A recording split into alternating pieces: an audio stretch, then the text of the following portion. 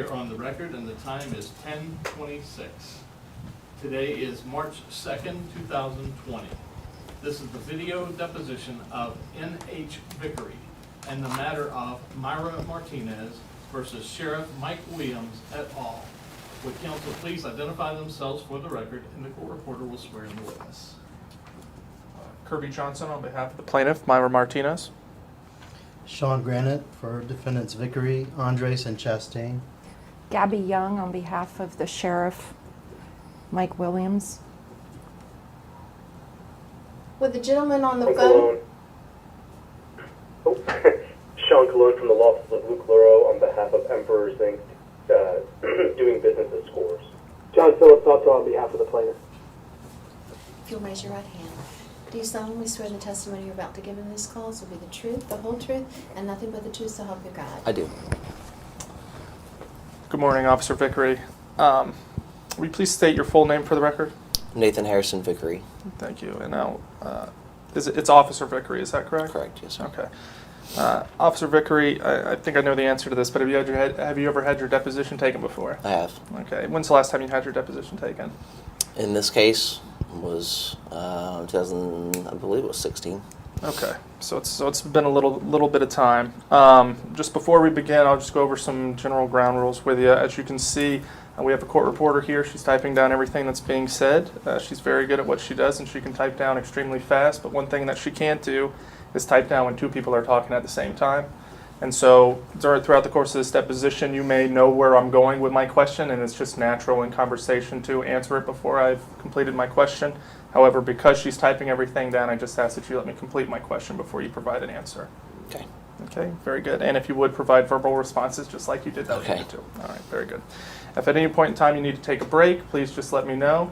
Would be happy to accommodate. The only thing is if there's a pending question, I ask that you just answer the question before we take a break. Okay. Okay. Now, Officer Vickery, have you reviewed anything prior to today's deposition? I have. Okay, and what have you reviewed? The arrest docket, the RTR, the video of integrity interview, the video of the parking lot, and my previous deposition. Okay.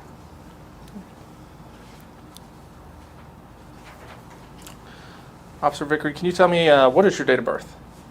7/17/87. And what is your current address? Business address. Correct. 501 East Bay Street.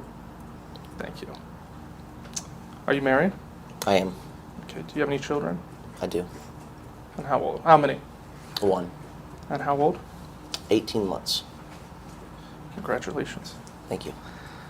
Can you tell me a little bit about your educational history? Graduated from high school. Have a little over 60 hours of college credits. Where'd you go to high school? I was actually homeschooled.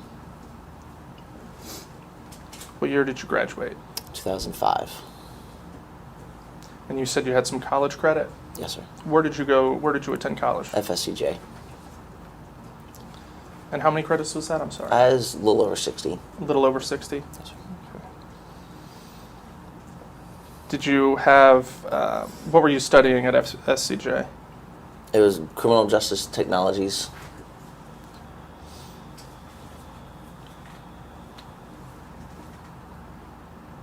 And you did not graduate from FSCJ? No, with associates, no, sir. Okay. Following FSCJ, where did you go after that? I was actually currently working for JSO when I was doing that. Okay. So you were working for JSO when you were going to school at FSCJ? Correct. What were you doing at JSO? Community service officer. When did you start as a community service officer? September 18th of 2006. And what were some of your job duties as a community service officer? Traffic control, traffic crashes, writing the reports, writing citations for those that when they applied. Traffic control for special events, Jags games, monster truck, that sort of thing. Okay. So it was centered primarily around traffic. Correct. Okay. How long were you a CSO? From September of 2006 to, it was about 4.5 years, so it would have been April of 2011. Did you have any training to be a CSO? We went through, it was if I'm estimating, I think it was approximately 4-month academy. And now, I'm sorry, I don't want to interrupt you, but could we take a short break, please? certainly. Thanks. We're off record at 10:31.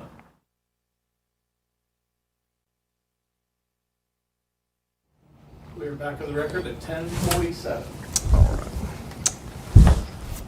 All right, Officer Vickery, I think we had just left off. You told me that you did a 4-month training at the academy for your CSO.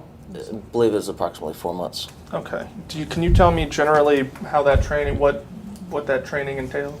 It was the majority of traffic-related things, such as traffic crash reports, even scenario-based traffic crashes. We had, I believe it was 40 hours of very basic defensive tactics because we didn't have any, pepper spray or taser, or OC spray or taser, anything to that nature. Okay. So, Okay. As your time as a community service officer, were you ever in any sort of physical altercation with any individuals? I think I put my hands on one person that about in the 4.5 years. Okay. Okay. Did you strike that person? No, sir. Okay. This is Mary Margaret Chief for Office of General Counsel. Enjoying the meeting. Okay. Officer Vickery, after you left, you worked for the CSO for 4.5 years. Where did you work after that? I went to corrections. Okay. Did you have any additional training when you made the transition? I to did. There was corrections? another academy. Okay. I should have asked you this earlier, but the academy that you went to for the CSO, was that specifically for community service officers? Yes, sir. Okay. And then you did some more training when you transitioned to become a corrections officer, correct? Correct. Okay. Now tell me about the training that you took when you became a corrections officer. It was approximately a 6-month period, and we went through training specific to correctional facilities and how to handle inmates and those sort of things. Okay. How long were you a corrections officer? It was close to another 4.5 years approximately. It was April of 11 to August of 15.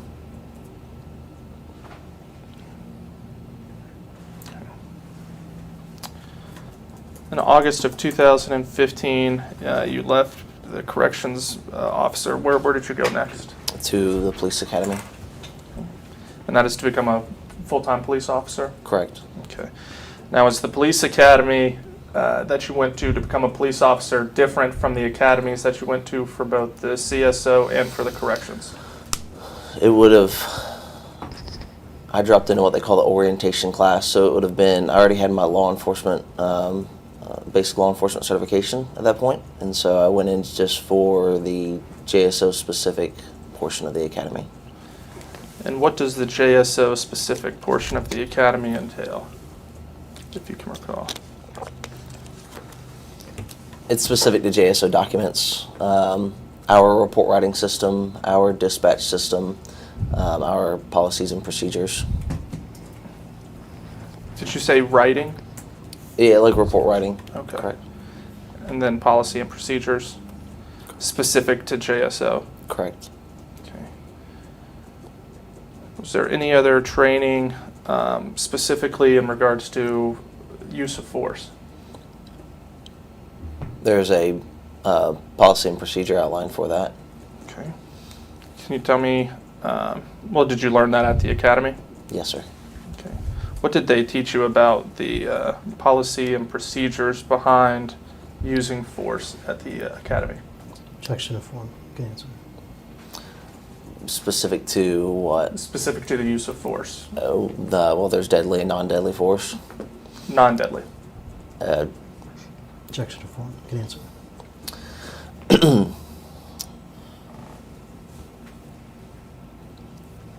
It's force that does not cause great bodily harm or is not intended to cause great bodily harm or death.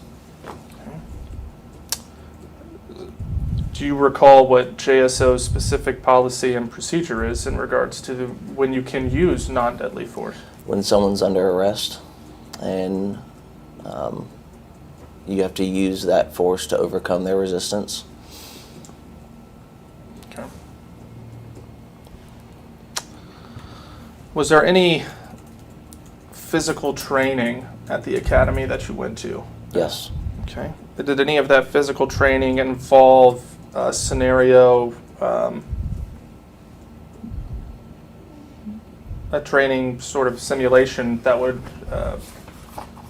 mirror someone who would be using or someone who would be resisting arrest, and then you would have to practice using the deadly force or non-deadly force? Yes, to a certain extent, there would be. Okay. And how long did that happen? How long did that training go on? That was, by FDLE standards, 80 hours. Okay. Can you kind of just go into more detail for me as to what that training entailed for those 80 hours? It involved takedown techniques, handcuffing techniques, standard striking, whether it be punches or kicks. Okay. How long were you in the academy from the time that you left the corrections to the time that you became a police officer? I believe it was approximately 9 weeks. And did you graduate from the academy? Yes, sir. And when did you graduate from the academy? I don't recall the date. It was approximately 9 weeks after. Okay. But you started in August Yes, sir. of 2015? Correct. So just doing the math, would that have been sometime maybe around February of 2016? That would have been when I completed my field training. Okay. Okay. So actually being out of the academy was 9 weeks from August, whatever the date was in August that I started. Okay. So you go to the police academy for 9 weeks, and then presumably you start your field training? Correct. Tell me about your field training and what all that entailed. It is 4 phases, 3 different training officers, and I don't remember the exact period of time. It's usually around 3 work cycles apiece. So about 15 days, if I'm guessing right. And what would you be doing during this field training? Riding with an officer, so handling calls for service. Were you the one actually responding to the calls, or were you riding along with an officer who was responding to the calls? So each phase gradually gets more and more involved. Okay. So day 1, I'd be riding next to him. He'd be, I would talk to people, but he would kind of drive the call. And then the last phase, it would be me handling everything and him observing. Very good. And I think you said there were 4 phases? Correct. Okay. And 3 different training officers. That's correct. Do you recall the names of your training officers? Officer O'Neill was the first one. Officer Kathman was the second. And then Officer Scarborough was the third. And then back to Officer O'Neill for the 4th phase. Okay. And the field training was approximately 15 days? For each one, for each cycle. For each Or phase? for each phase, excuse me. Okay, very good. So 4 phases, 15 days a piece approximately, so about 2 months, 60 days or so? Sounds close. Okay, all right, very good. And when did you complete your field training? It was the beginning of February. February of 2016? Correct. All right. During your field training, was there ever an instance where where either you or your officer that was training you had to use force on a suspect or an arrestee?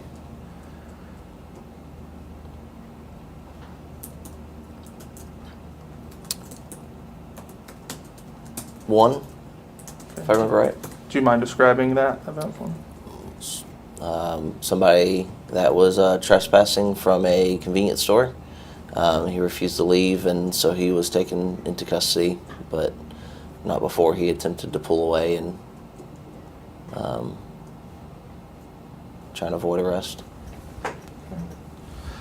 And which of your training officers was with you during this time? Officer Scarborough. And did you apply any force, or did Officer Scarborough apply the force during this incident?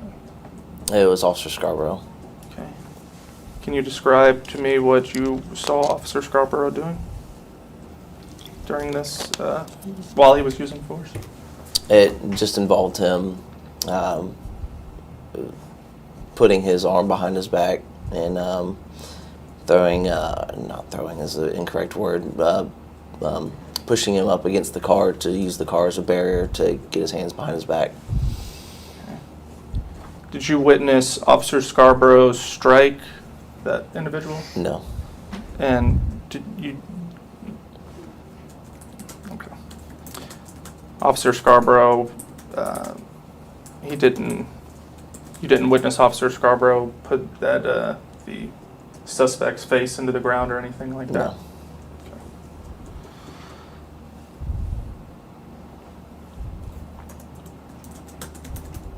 Was that the only incident of force that you witnessed during your training? That I can remember, yes, sir. Okay. Fair enough.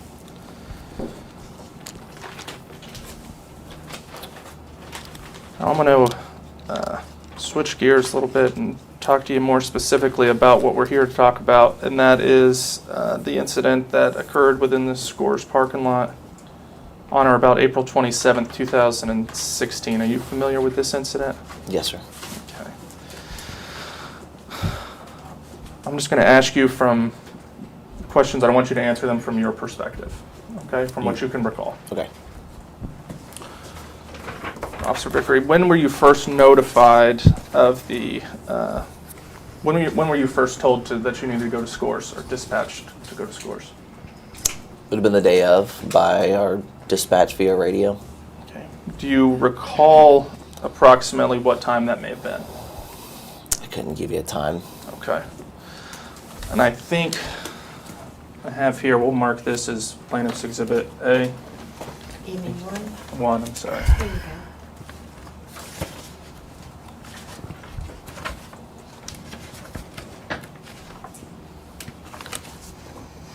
Thank you. Would you like to? No, I saw it. Thank you. All right. Officer Vickery, I'm going to have you look at that. Are you familiar with what this, have you seen this document before?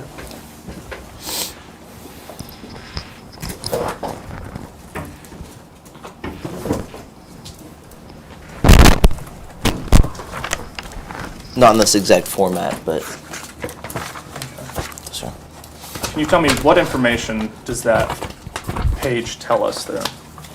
It says the complainant versus a drunk or on drugs employee refusing to leave. Okay.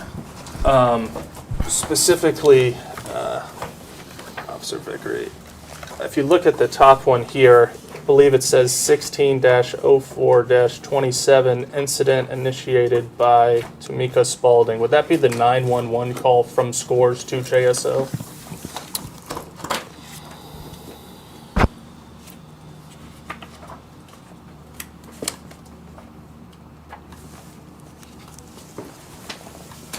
If I had to guess, that might be the receiving officer.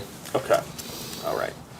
Now I want to go down here, and I have circled. Well, let's talk about the time here. It says next to that, it says 16:51, which would have been about 4:51. Do you see that right next to the circle there? Yeah, 452. 1652? 16. Is that the one?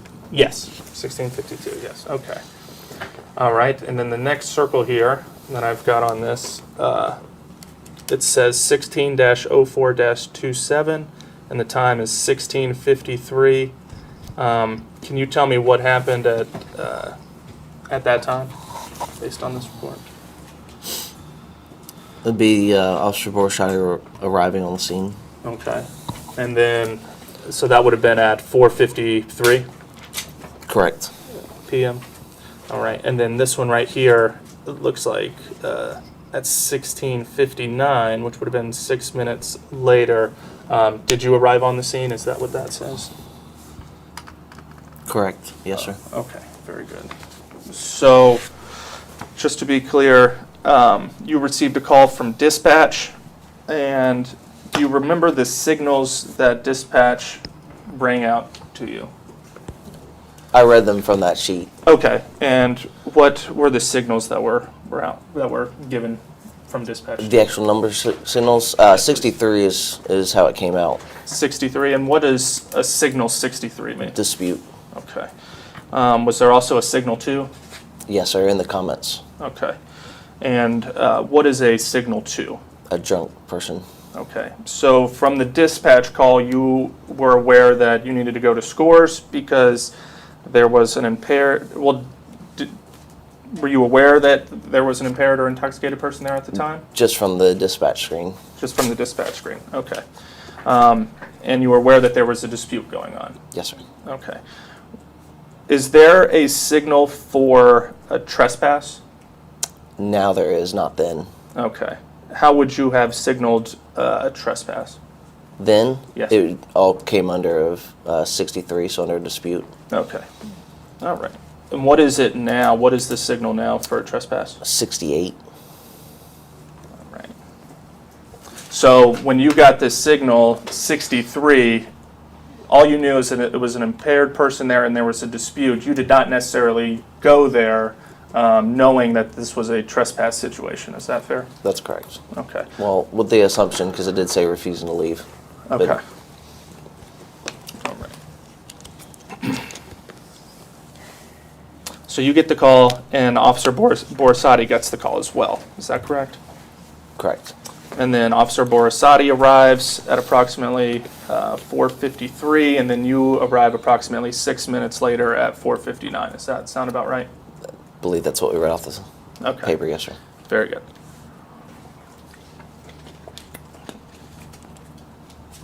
I want you to tell me what you witnessed upon arriving to the Scores parking lot. I saw Officer Borisade's patrol vehicle, and then I saw Miss Martinez sitting on the curve of the parking lot. Okay. Did you see Officer Borisade at that time? No, I believe he was inside the business at that time.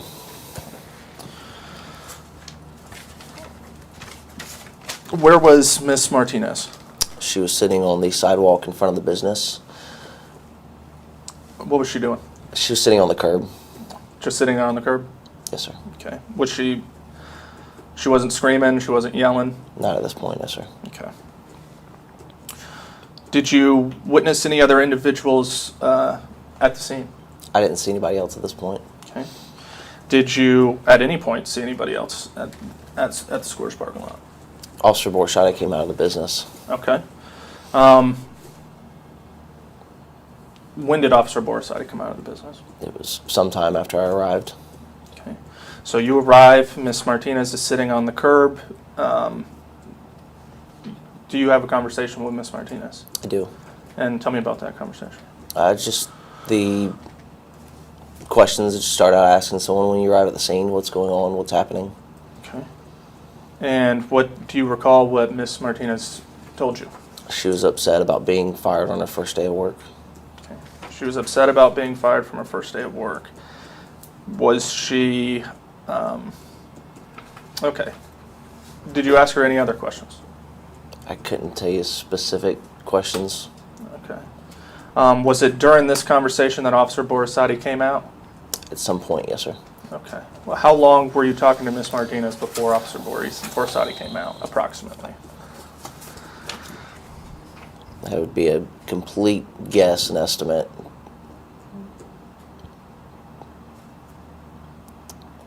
If I had to estimate, a couple of minutes. Okay. Fair enough. And I know that this happened a long time ago, so that's fair enough. Yeah.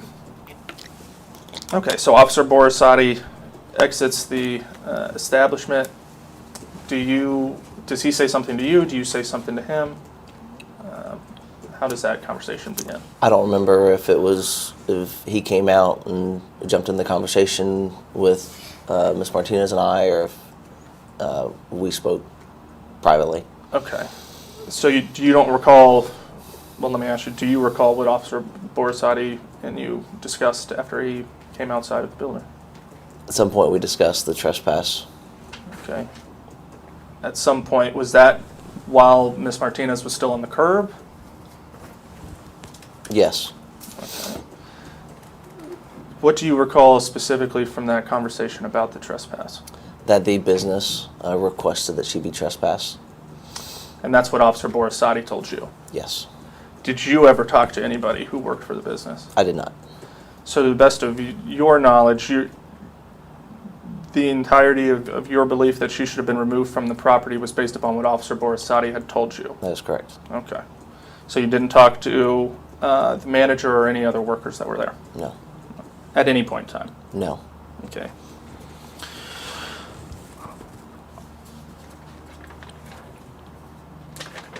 Do you recall specifically what Officer Borisade told you about what the managers may have said about Ms. Martinez?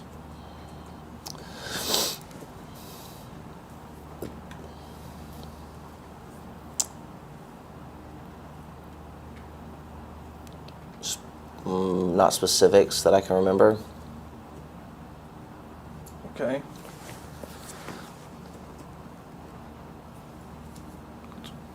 Generally, can you remember anything generally then that he told you about about the conversation that Officer Borisade may have had with the owner or patrons within inside the building? Something about her disturbing patrons outside the business. Okay.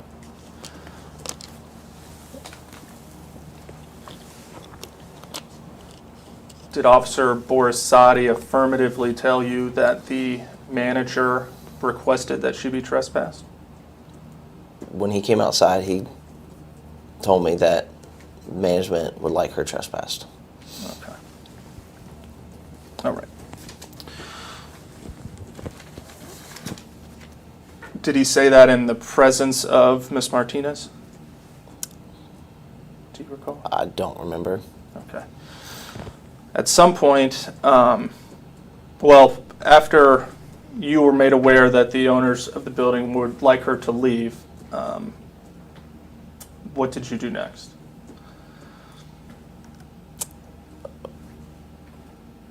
She was, at that point, complaining that her purse was still inside the business. So I stayed with her as Officer Borisade went to go get her purse. Okay. And did Officer Borisade go get her purse and then come back out? Yes. Okay. So her purse was inside the building. Yes. Was there any other personal items that she may have had that were in the building? Outside of her purse, not that I'm aware of. Okay. It was just the purse. Okay. Do you recall anything about a cell phone? I don't. Okay. So Officer Borisade goes and gets her items, brings them back out. Then what? Then what happens now? It was at that point some point during that interaction with her that we advised her that she was trespassed, or that she was going to be trespassed. Okay. When you advised her that she was going to be trespassed, what did she say in response to that? She didn't understand why. She said she was fired on her first day of work and doesn't understand why she'd be trespassed. Okay. At this point, did you notice any level of intoxication of Ms. Martinez? We did. Okay. And what made you aware of that? Just an odor of an alcoholic beverage from her breath. Okay. Prior to being informed that she was being trespassed, was there any erratic behavior that she was distributing or showing? What do you mean by erratic?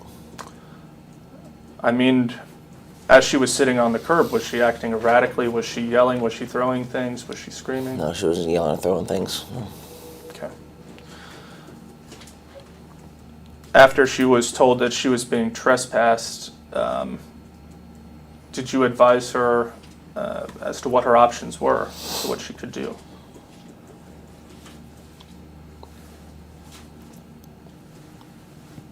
Yeah, her option is to leave the property.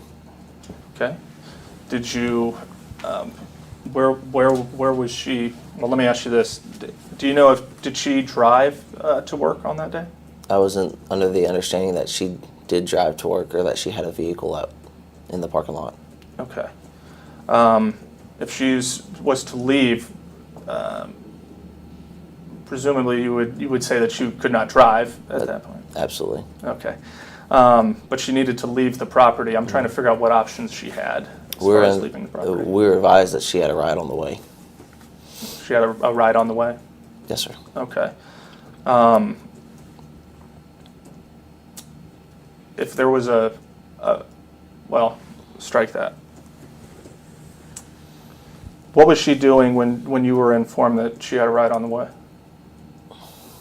I don't remember at that current moment. Okay. At some point, so to be clear, you were aware that she had a ride on the way? Yes. Okay. At some point, the decision gets made to arrest Ms. Martinez, correct? That's correct. Okay. And who makes that decision? Was that your decision or was that Officer Borisade's decision? Believe that I looked over at Borisade and told him that let's arrest her. Okay. So it was your decision to arrest her at that point? If I remember right, yes, sir. Okay. And what were you arresting her for at that point? Trespassing. Okay. And that was based on what Officer Borisade had told you that the manager had told him? That's correct. Okay. After being informed that she was going to be placed under arrest, did you see a change in her behavior? Yes. Okay. Tell me what happened at that point. She became angry. Okay. Did her physical actions change in any way? After Borisade grabbed her by the arm, yes. Okay. Well, let's back up. When you inform Ms. Martinez that you're going to place her under arrest, was she still sitting on the curb at this point? No. Where was she at this point? We had walked a little ways into the parking lot, like in the parking stall area. Okay. And in the park and stall areas where you informed her that she was going to be arrested? Yes, arrested. And what changed in your decision-making where you decided to arrest her at that point? We'd given her multiple opportunities to leave the parking lot, and she was still refusing to leave. Okay. And it was just because she was refusing to leave at that point is why she was being arrested? For an extended period of time, yes, sir. Okay. But it was not, she wasn't being arrested because she was being violent or No. being intoxicated in public or anything like that. Is that correct? Correct. Okay. And you were also aware that she had a ride on the way to Scores at this time? That's what I understood, yes, sir. Okay. Okay. Why didn't you just let her wait for a ride to get there? The business advised that they wanted her trespassed, and so at that point she has to leave the property. Okay. At the time that you advised her that she is being arrested for trespassing, I believe you said Officer Borisade grabbed her right wrist. Was that the first physical contact that you saw made between Ms. Martinez and any officer? Objection to form. Yes, it's the first contact. Okay. And describe what you saw Officer Borisade do. He grabbed her by her right wrist. Where was Ms. Martinez at this point? Were we still in the parking lot in the parking stall? Correct, You yes. described? Okay. Was Ms. Martinez standing? Was she squatting? She was squatting. Okay. And Officer Borisade grabbed her wrist. Was it her right wrist? Yes. Okay. And did he say anything to her at that point? Advised her that she was under arrest. Okay. And what did she say in response, if anything? Don't you fucking touch me. Okay. And what happened next? She began to pull away from Officer Borisade. Okay. And what did Officer Borisade do when she started to pull away? Held onto the wrist, held onto her arm. At some point, do you make contact with Miss Martinez? Yes. Okay. Tell me how that happened and when you got involved with the effectuating of the arrest. As soon as she started pulling away, What did you do? I grabbed her left arm. Okay. What was your, why were you grabbing her left arm at that point? To assist in detaining her. Okay. So both you and Officer Borisade were attempting to detain her and ultimately place handcuffs on her and put her in the back of the police cruiser. Is that? That was the goal, yes, sir. That was the goal at that point. Okay.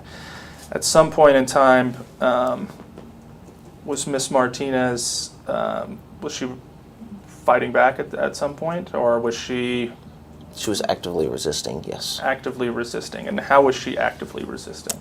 By making her body limp, such as like dead weight, pulling away, squirming. Okay. Was she striking at any officers? Or did you witness Miss Martinez attempt to strike at any officer? She attempted to kick us, yes. Okay. What about with her hands, or did she try to punch anybody? I don't recall a specific punch. I mean, she was squirming, so her arms were flailing. Whether it was intentional or not at the time, I couldn't tell you. Okay. At some point in time, did you get a handcuff on her left wrist? I did. Okay. Was she still standing at that time, or was she taken down at that point? She was standing or kneeling. I couldn't remember if it was while she was still kneeling or if she was standing up at that point. Okay. But before she was lying on her stomach, she had handcuffs on her left wrist. Is that fair? Yes. Okay. After placing the handcuff on her left wrist, was Miss Martinez ultimately taken down? I'm sorry, say that one more time. After the handcuff was placed on her left wrist, was Miss Martinez ultimately taken down to the pavement? Yes. Okay. And what is that? Is that called a takedown technique? It was just taking someone to the ground. Okay. Is that something that you learn in the police academy? There are techniques for that, to take someone to the ground, yes. Okay. Did you take her to the ground, or did Officer Borisade take her to the ground? Officer Borisade. Okay. Did you witness Officer Borisade take her to the ground? Yes. How did he do it? By grabbing her around her waist and then pulling her to the ground. Is that an approved technique that they teach you in the police academy? Objection form. You can answer. That is not a specific technique. So no. Objection form. Okay. Did I get an answer? That is not a specific, objection to form, you can answer, that is not a specific technique. So no, objection to form, and I'm not sure I got an answer. I didn't know. Okay.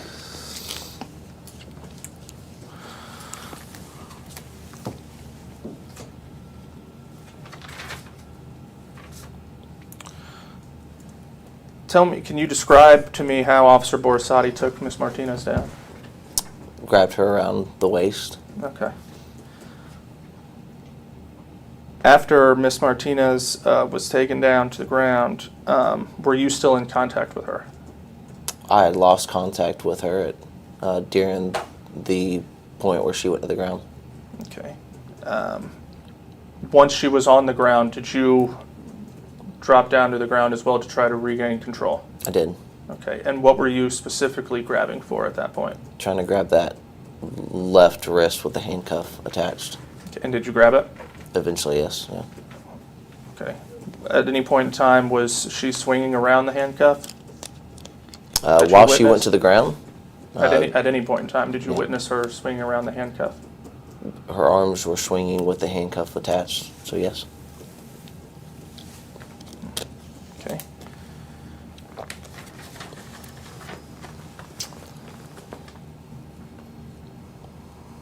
As she was on the ground, and you had grabbed a hold of her left wrist, what was your body position compared to hers? Where were you positioned? To the side of her, by her left side. Okay. Did you, were you applying force to her back to keep her Eventually, contained? I did place a knee on her back to keep her towards the ground, keep her on the ground. Okay. Was it at that point that you decided to use your radio for assistance? There were a few times I attempted to use my radio. Okay. And why were you using your radio at these particular points? To call for backup. Okay. Were you in strike that? What in the police academy? Do they train you on when to call for backup and how and when the appropriate time is? Not specifically, because whenever you deem it necessary. Okay. And do you remember what exactly you radioed out? I attempted to radio, nothing came through. Okay. I attempted to radio for backup.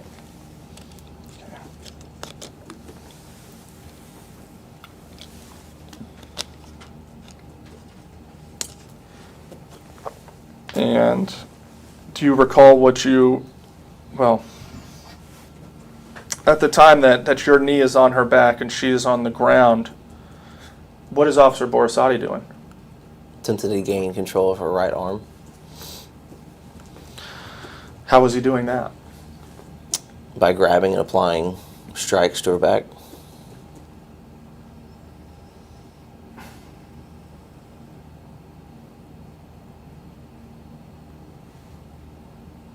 Did you witness Officer Borisade apply these strikes? I did. I'm sorry? I did. How many strikes did Officer Borisade apply? I don't remember the number. Can you give me an approximation? Be strictly an estimate.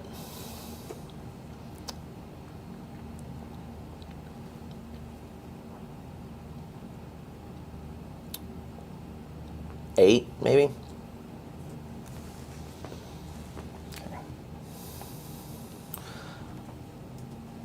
At any point in time, were any verbal commands given to Ms. Martinez? Couldn't tell you specifics on the exact commands. Yeah, I get that. My but- go-to is calm down, put your hands behind your back. That's what gets repeated normally when I talk. Okay. Do you have any specific recollection of saying those to Ms. Martinez on this day? No independent recollection at this point, no. What about Officer Borisade? Did he give any verbal commands to Ms. Martinez at any point? Nothing I remember hearing today.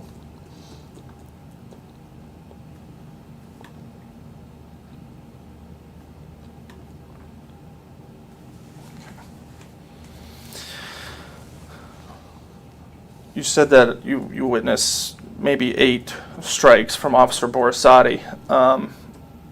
These strikes, were they closed-fisted? I couldn't recall specifically. Okay.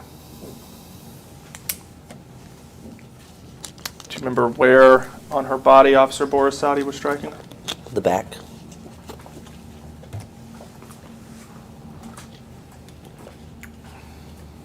The police academy.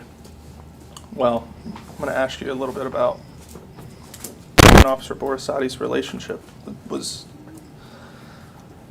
believe that this event happened in April of 2016, and I think, or April 2017, and I believe that we had established earlier that you became a full-time police officer, or you completed your field training February of 2016. It is 2016. It is.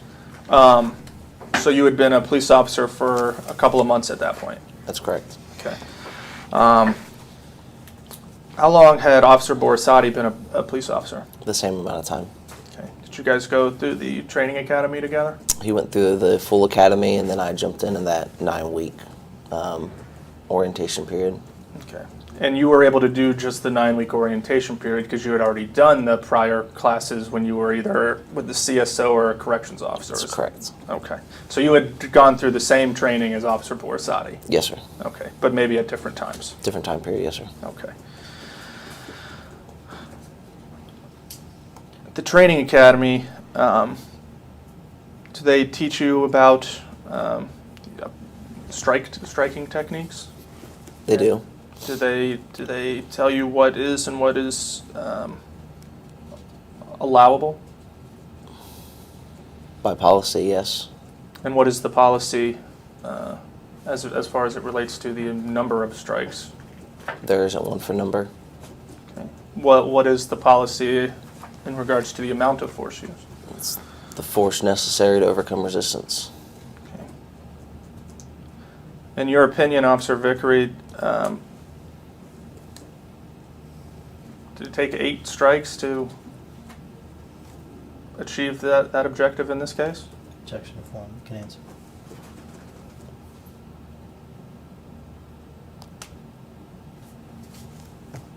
It appeared that it did. Okay. Appeared that it did. After the strikes were applied, did you witness Officer Borisade touch Miss Martinez's head at any point? Not from my independent recollection.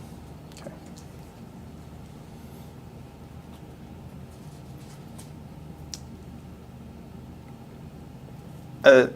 After the strikes were applied, was Officer Borisade able to put her right hand in the handcuffs? He was able to get his right hand behind her back, yes. Okay.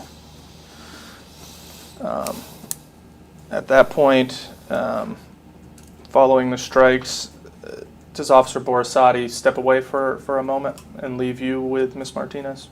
After the handcuffs were applied, yes. Okay. And why did Officer Borisade step away? I couldn't tell you. At some point, Miss Martinez is taken from the parking lot and put into the back of the police cruiser. How does she get up from the pavement? Me, I picked her up. Okay. And how did you pick her up? By her arm, Okay. Which are handcuffed at this point? yes. Okay. And do you walk her straight to the back of your police car? I do. Okay. What does Miss Martinez do whenever you pick her up? At some point, she kicks me. Okay. At some point as well, does Officer Borisade come back and engage with both you and Miss Martinez? Objection to form. You can answer. Yes. And what does Officer Borisade do at this point? Grabs her to help carry her back to the car or put her back to the car. Okay. Now, were you putting her in the back of your police car or in the back of Officer Borisade's police car? My car. Okay.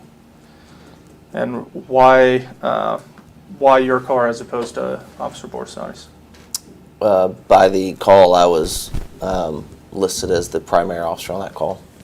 Okay. So we'll come back to that, but tell me briefly how that works as far as when you receive a call, who's primary, who's secondary. Walk me through that process. Dispatch makes that decision. Okay. So she assigns someone to be primary and assign one or however many officers to be assisting. Okay. And whoever dispatch assigns, that's it throughout the completion of the arrest? Is that true, or can it change based on the circumstances? It can change. Okay.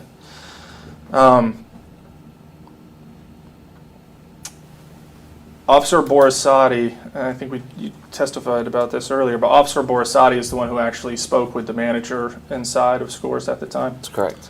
Officer Borisade applied more force during the course of this arrest than you did. Is that fair? Objection to form. You can answer. Yes. Okay.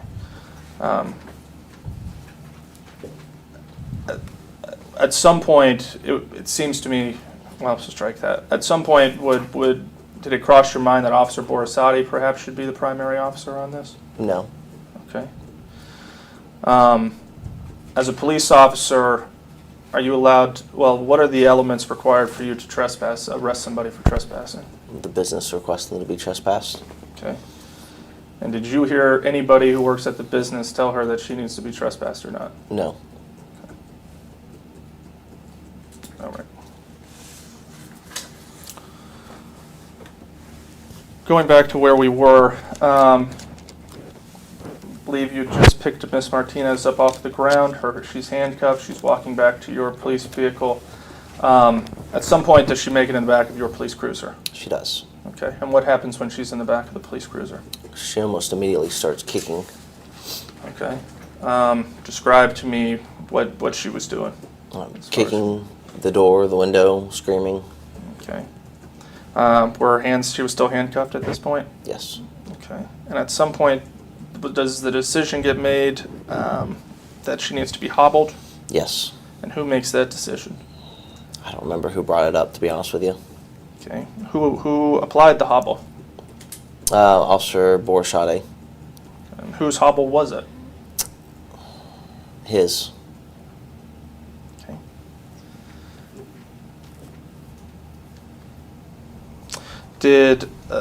Is there any sort of procedure involved before you apply a hobble restraint?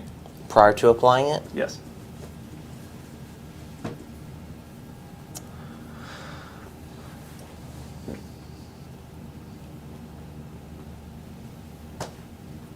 We apply it to people who are kicking, who are being violent, or need another level of restraint.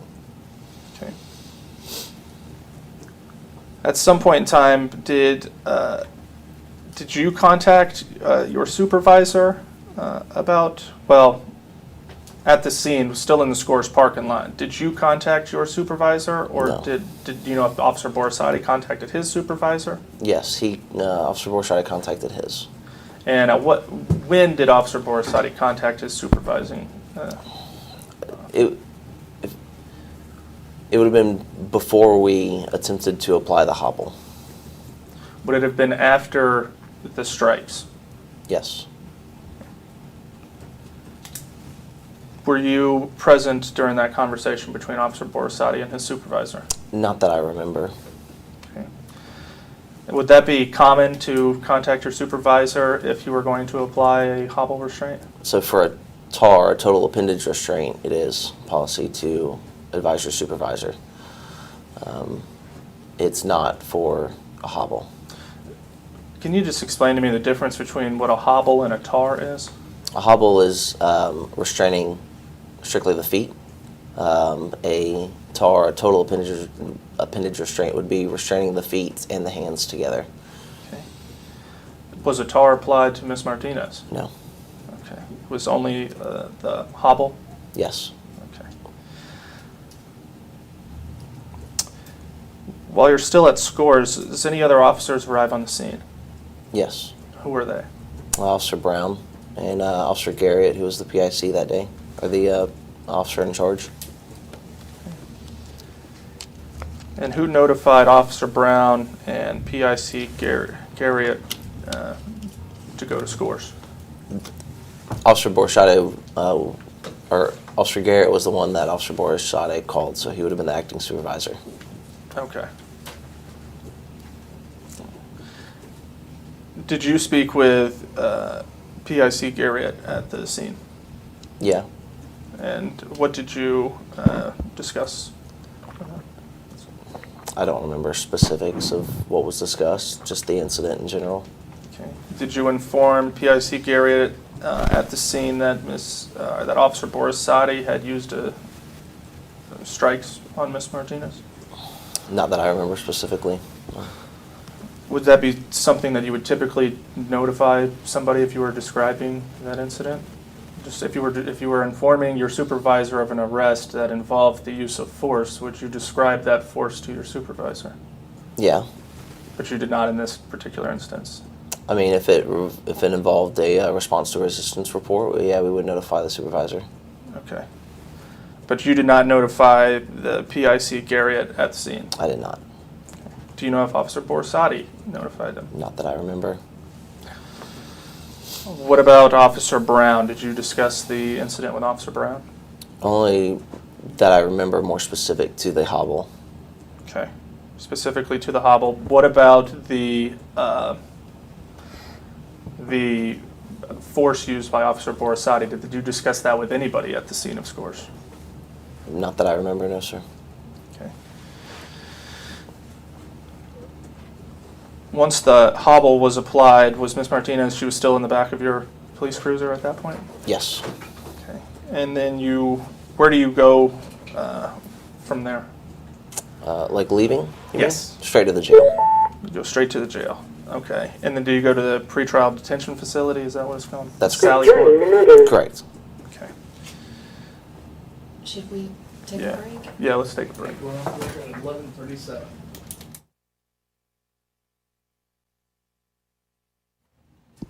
We are back in the record at 11:49. All right. Officer Vickery, before we just took that break, I think we had just gotten to the point where you were transporting her to the Sally Port. Is That's that correct, fair? yes. Okay. I did want to ask you though, before you left scores, did anybody, was fire and rescue called? No. Okay. Did anybody provide any sort of medical aid to Miss Martinez at scores? Not physically, no. Okay.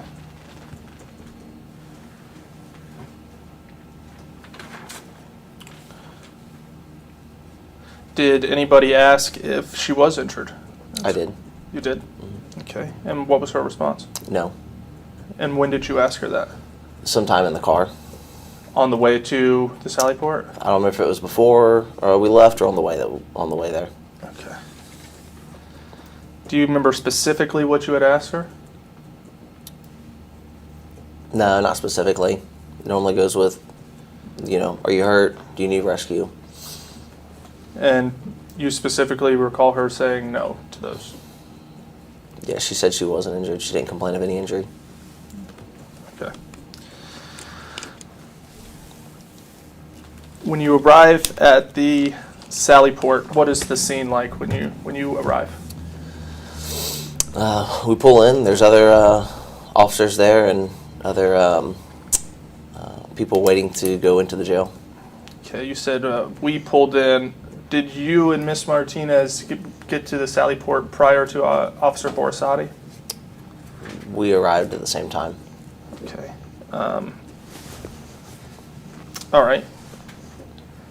And there were other people that were preparing to be, I guess, sort of taken into the jail? Yes. Okay. Arrestees, so to speak? Yes. Okay. And there were arresting officers that were with them? Correct. Okay. What happens when you arrive at the Sally Port? We start on the arrest docket. Okay, let's talk about the arrest docket.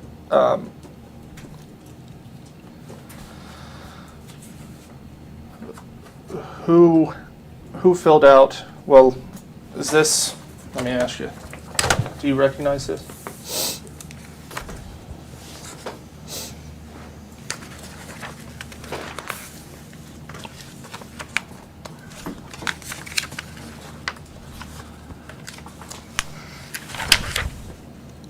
Yes, that's the arrest docket.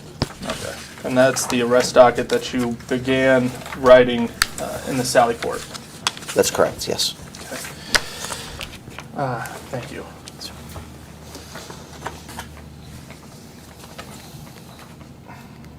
Now, did you complete this entire form? Not the entire form. What portions of this form, as the arresting officer, did you fill out? Everything except for the narrative. Okay. So all of this background information on page 1 and the first half of the second page, and all of this on the bottom of the third page you filled out? Correct. Okay. But you did not fill out the narrative? That's correct. Did you and Officer Borisade have a conversation about who would or who would not draft the narrative? Yeah, he said he would be willing to write the narrative while I did the main portion, the body of the docket. Did he volunteer to do the narrative? If I remember right, he did. Okay, so you didn't ask him to do the narrative? Not that I remember. Okay. Is that common for the primary officer to have somebody else write the narrative on the arrest and booking report? I don't know that I'd say common, but it happens. Is there any JSO policy and procedure about filling out these reports? Is there any protocol to follow when it comes to filling out these reports? Not specific to anybody else doing them that I'm aware of, no, sir. Okay. What about, well, I'll get to that in a minute. Okay. So you filled out everything but the narrative. Officer, who filled out the narrative report? Officer Borisade. Okay. Throughout your career, how many times has a different officer filled out the narrative portion of an arrest report while you filled out the other parts? I don't know. Has it ever happened other than this instance? Yes. Okay. What kind of, but you can't recall when or where? No, I couldn't recall specifics on it. Okay. Where you filled out, and I'm talking specifically about where you filled out the main report, everything but the narrative. That has happened before? That's happened before. Okay. Before this incident? I don't know if it happened before that incident or not. Okay, but it may have happened since this incident. Yes. Okay. And to the best of your knowledge, there is no policy or procedure, nor were you trained on whether or not that is okay? That I'm aware of. Okay. Okay. And what was the reason that Officer Borisade filled out the narrative and you did not? To expedite the whole process, and she was hobbled. Okay. To expedite the process, was there a need to expedite the process?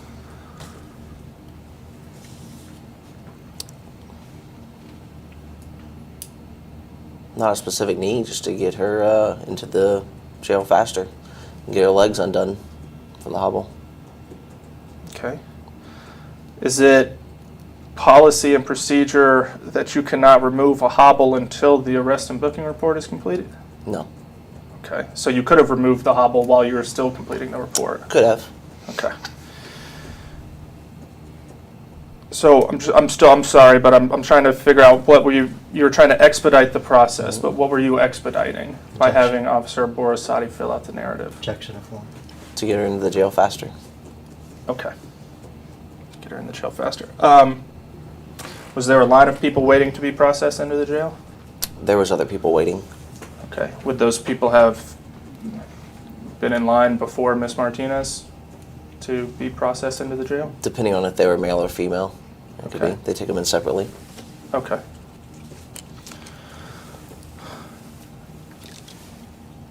Did you, did you review the narrative that Officer Borisade wrote? I did. Okay. Did Officer Borisade write the narrative at the Sally Port while you were there? Yes. Okay. And you reviewed it at the Sally Port? Yes. Okay.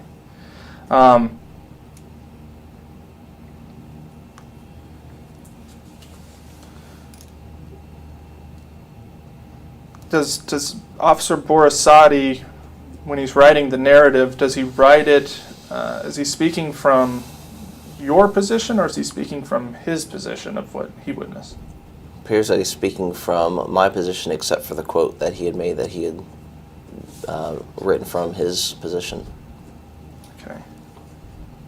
Is that common when writing these types of reports? Can't speak for anybody else. Is there any sort of JSO policy and procedure behind filling out these narrative reports, speaking from your perspective as the arresting officer as opposed to some other officer? Not that I'm aware of. Okay. Would you say that it's commonplace that officers will speak from a different officer's perspective when filling out a narrative? I couldn't say that it's commonplace. I don't know how other officers operate all the time. Have you ever witnessed any other incident where somebody has filled out a narrative report on your behalf and spoke and using your first person, even though you did not write the actual narrative? I couldn't recall specifics on that. Is that a no? Like I said, I couldn't recall specifics on it. Okay. We'll come back to that.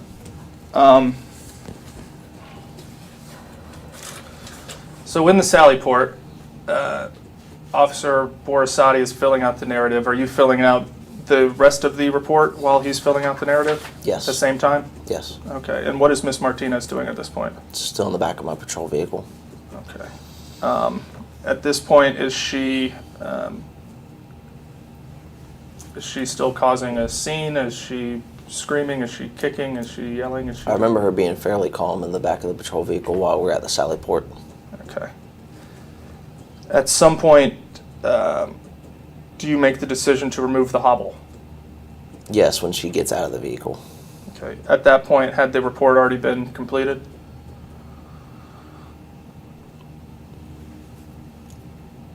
I believe so. Okay.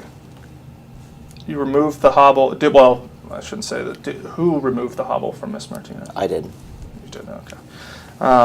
Was Officer Borisade present when you removed the hobble? He was in the Sally Port. I don't remember how close he was to us. Once you removed the hobble, what did you do with Miss Martinez at that point? I don't remember if she continued sitting in the vehicle for a certain period of time, or if she came out of the vehicle and waited by the entry door to the jail. Okay. At some point, do you leave the Sally Port? Yes. Okay. When did you leave the Sally Port? When the report was completed and she was out of my vehicle. Okay. And after the hobble was removed? Yes. Okay. So remove the hobble, she gets out of the vehicle, she's standing there, the report is complete, you get in your car and drive away. Is that fair? That's correct. Okay. Is there anything that you needed to do on April 27th, 2016, that evening? Yes, I had a deployment to be on. I'm sorry? I had a deployment to be on. And what do you mean by a deployment to be on? It was a deployment with the robbery unit. Okay.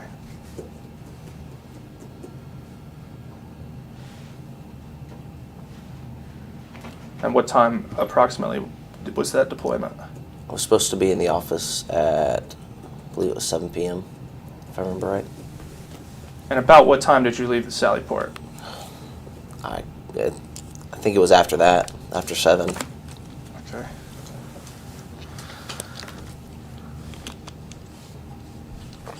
So you leave the Sally Port. Where do you go from there? Do you go straight to your deployment? The police memorial building to the robbery office. Okay. Do you make any phone calls once you leave the Sally Port?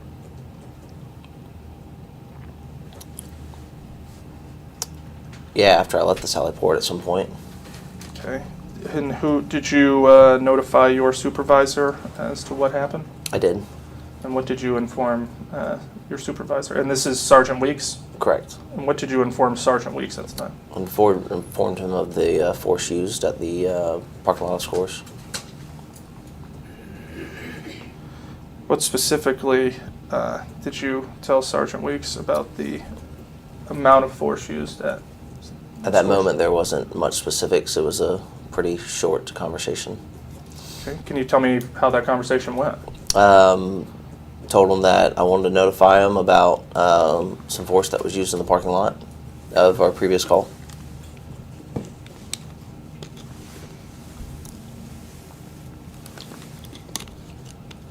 You specifically recall mentioning the parking lot? No, not specifically the parking lot, no. About what time did you make this call to Sergeant Weeks? I couldn't tell you. It was after I left the Sally Port and sometime that evening. Would it have been before your deployment?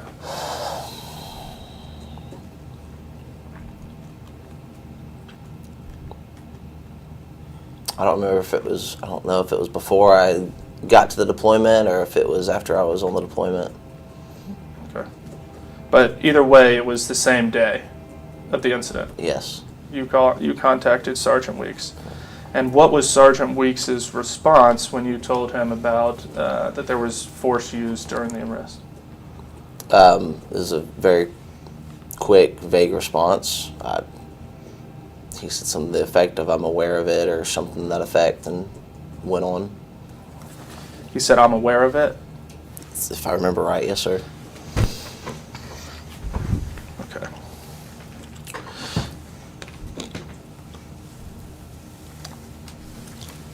Were you present? Well, let me ask you, are you aware that there was a second incident that involved Officer Borisade and Miss Martinez that occurred in the Sally Port? Not at that time. Okay, no, you weren't aware of it at that time? No. Okay. Do you know if Sergeant Weeks was aware that there was a second incident? That I occurred? don't know. I didn't know at that time specifically, no. Okay. All right. Is it possible that Sergeant Weeks was thinking that you were calling to discuss the incident that occurred in the Sally Port? It could have been. Okay. Did you notify anybody else about what had happened in the Scores parking lot? No. What did your supervisor tell you to do? Nothing at that point. It was, like I said, a very quick conversation and we hung up. Why did you feel the need to contact your supervisor? Like I said, I wanted to make him aware of the force that was used. Okay.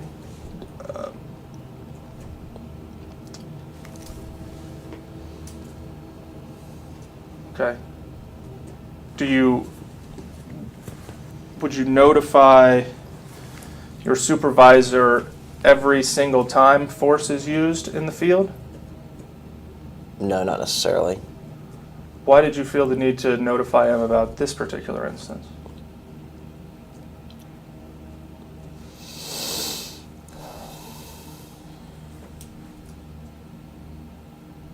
I was questioning if an RTR should be written and the amount of force used.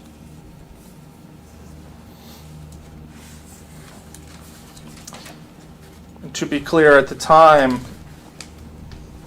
that you decided to make this telephone call, you had witnessed Officer Borisade strike Miss Martinez about 8 times. In the parking lot, yes. In the parking lot, yes. But at that point, did you, at this point, at the time that you made the phone call to your supervisor, you did not witness Officer Borisade touch Miss Martinez's head in any way? No. Okay, so you didn't witness him slamming her face into the pavement or anything like that? You did not witness it at the time that you made the phone call to your supervisor? No.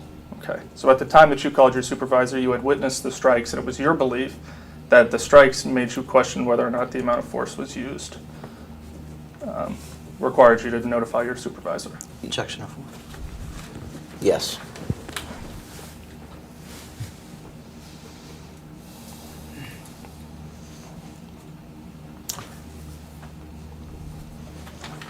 About the, you said the use of force concerned you. What was it about the force that concerned you?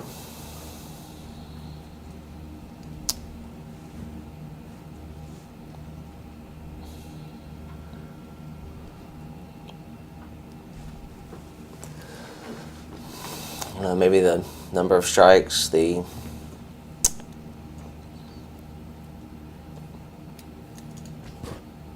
don't know.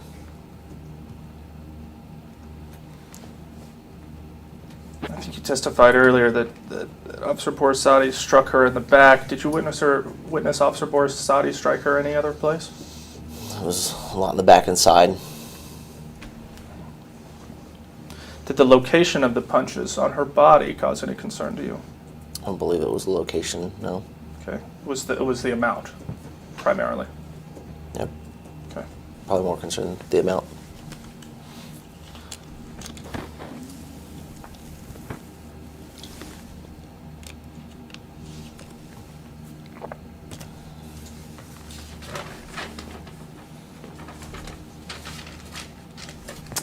at some point, well, yeah, at some point did you fill out a response to resistance report? I did. Okay, and what is just generally, what is a response to resistance report? It is a report documenting a use of force issue. I'm sorry, what was It was that? a report documenting a use of force. And this is a document that you would fill out as a witness to somebody who witnessed it? You could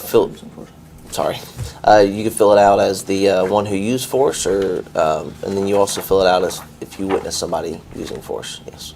Okay, and as you were filling this out, you filled it out from the perspective of somebody witnessing Officer Borisade using force on Miss Martinez? That's correct. Okay. And what is the JSO policy and procedure behind writing these response to resistance reports? As far as why we need to write them or how to write them, or Sure, we'll start with why do you need to write these? when force used causes injury, or the person being arrested complains of injury. Okay. When did you fill out your response to resistance report? I believe it was the next day. Okay. I'm going to show you what will be marked as. Is this 2 or is it 3? You didn't mark the other one. I didn't mark the other one. Well, we can go back. Sure. We'll mark this one 2. We'll mark the A and B as 2, and then we'll do the response to resistance as 3. There you go. Thank you. All right. Do you mind perusing that for a minute? Are you familiar with what that document is? Yes, sir. And what is that document? It's the response to resistance report. Thank you.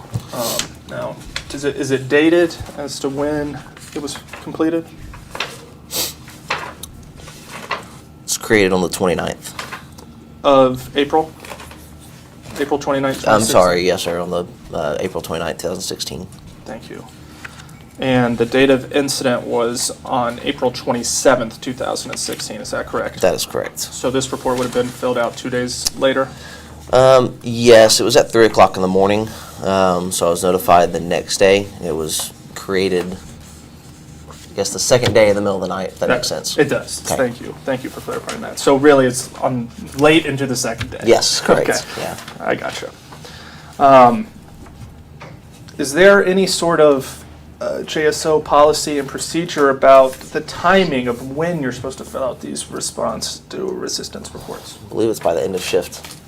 Okay. Is there a reason why you didn't fill out the response to resistance by the end of the shift on April 27th? Yeah, I was advised by Sergeant Weeks not to fill out any further reports. Why would Sergeant Weeks tell you not to fill out a response to resistance report? Was told that integrity was on the case and to not fill anything out until they approved any further reports. Okay. Is that consistent with your training that you can remember? I couldn't tell you about Sergeant's policy and integrity's policy. That's fair enough.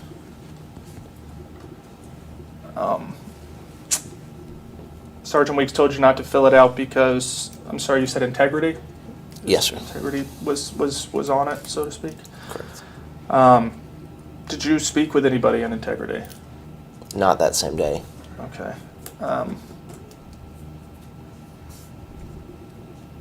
But again, when you were talking to Sergeant Weeks, and I think we kind of established this earlier, is it possible that Sergeant Weeks, when he's talking about what IA is handling, that he could have been discussing, referring solely to the incident that occurred in the Sally Port? You have to ask him, but yeah, that's possible.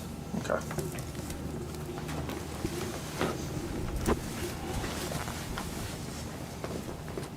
And it's integrity. Thank you. What did I say? IA. Sorry. It's okay.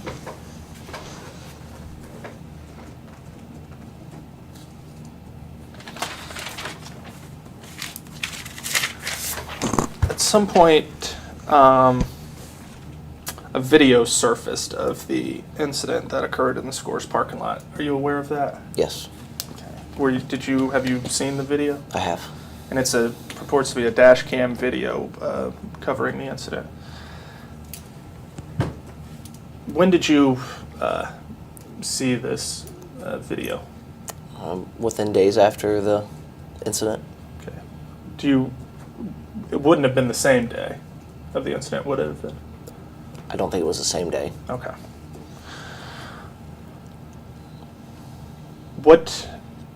Did you notice anything watching the video that you did not recall as you witnessed it firsthand? Yes. And what is that? The contacts, or the pushing the face to the ground. Okay. So you, upon reviewing the video, that's when you see Officer Borisade take Ms. Martinez's head and put it into the pavement. I see him push her head towards the pavement, yes, sir. Okay, fair enough. So at the time that you had called Sergeant Weeks with the concern of the amount of used force, you had not seen this. You had not seen this video yet. That's correct. Okay.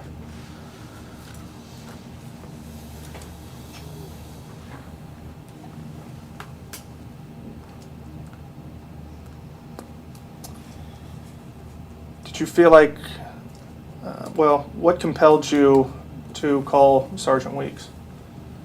Objection to form. I think we already discussed that. I mean, it was... Fair enough. Yeah. Fair enough. Did you ever ask Ms. Martinez if she was on any sort of drugs? I don't recall if I asked her anything about drugs. What about her level of intoxication? I asked her if she had anything to drink. Do you recall what her response was? If I remember right, it was one cocktail.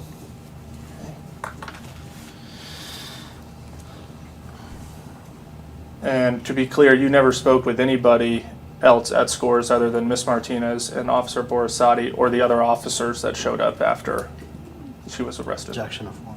Correct. Okay. You did not talk to the manager or any of the employees of Scores? Objection to form. That's correct. Have you at any point since receiving the call to go to Scores talked to any of the employees at Scores about this incident that you know of? No. So no follow-up after this incident? No. Okay.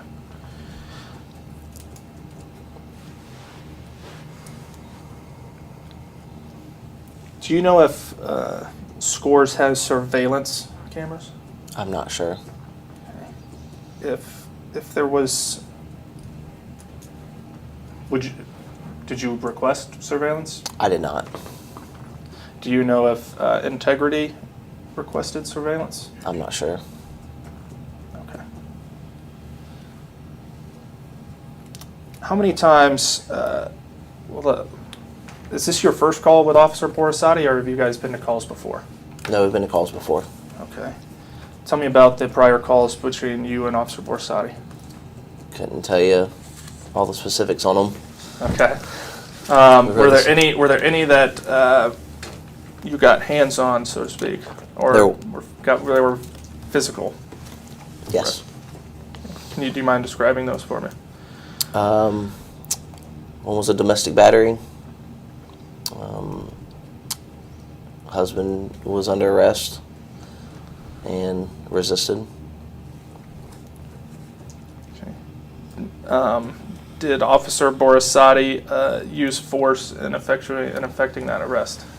He assisted with the takedown, but then the wife came out and wanted to try and save the husband, so then he had to get up and keep the wife off of me and him while I attempted to effect the arrest and did effect the arrest.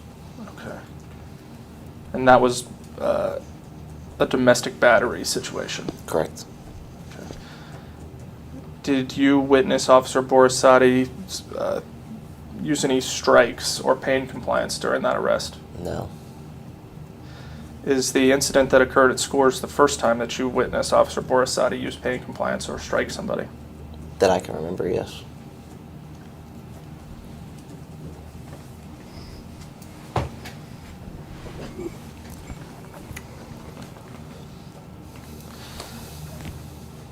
All right.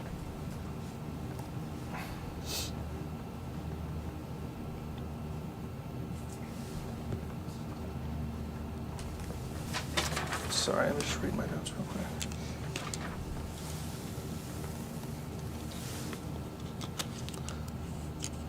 Other than, I believe you said Miss Martinez kicked at you, is there any other violent act that Miss Martinez did that you can recall?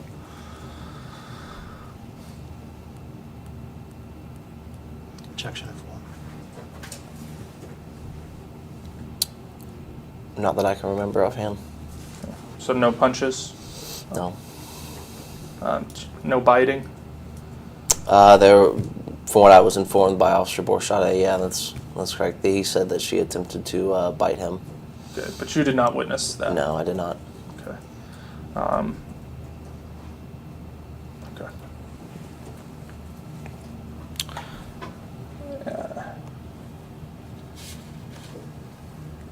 All right, I'm going to go back a little bit now and go through the arrest and booking report with you. We touched on this earlier. Borisade did the narrative, you did the rest of it, and I just would like to go through it with you, and Okay. then may ask you some questions as we go. Okay? Okay. The narrative section begins by saying, on 4/27/2016 at 16:50 hours, Officer A.A. Borisade and I responded to a dispute involving an intoxicated individual. Again, it's confusing because it says Officer Borisade and I, but really it's Officer Borisade is the one writing this narrative. Objection to form. Is that correct? Correct. Okay. It says, upon arriving at the listed location, I made contact with the suspect, Miss Martinez, in the parking lot. Was this when she was on the curb? Yes. Okay. The suspect stated she would recently move from Orlando, Florida to Jacksonville, Florida. The suspect stated today was her first day of work at the establishment. She was suddenly told to leave by management. The suspect stated she still had some belongings in the establishment, such as her purse and identification. It should be noted that while speaking with the suspect, a strong odor of alcoholic beverage could be smelled emitting from her breath. So she's sitting out front. She's got an alcoholic odor on her breath. Her stuff is inside of the club where she was employed at the beginning of the day. At that point, did she advise you that she would like to get her things back? It was at some point when Officer Borisade and I were both talking to her that she did. Yeah. Okay.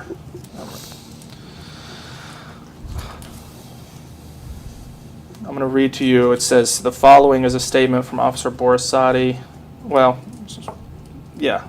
The following is a statement from Officer Borisade and his interaction with the acting manager. It says, quote, I made contact with the acting manager, Mr. Jacob Madden, while Officer N.H. Vickery 64291 maintained contact with the suspect. The complainant stated the suspect showed up for her first day of work earlier today and decided to quit. The complainant stated that the suspect had 4 shots of 100 proof alcoholic beverage prior to quitting. The complainant stated that he asked the suspect to leave numerous times, but she stayed in the parking lot of the establishment and refused.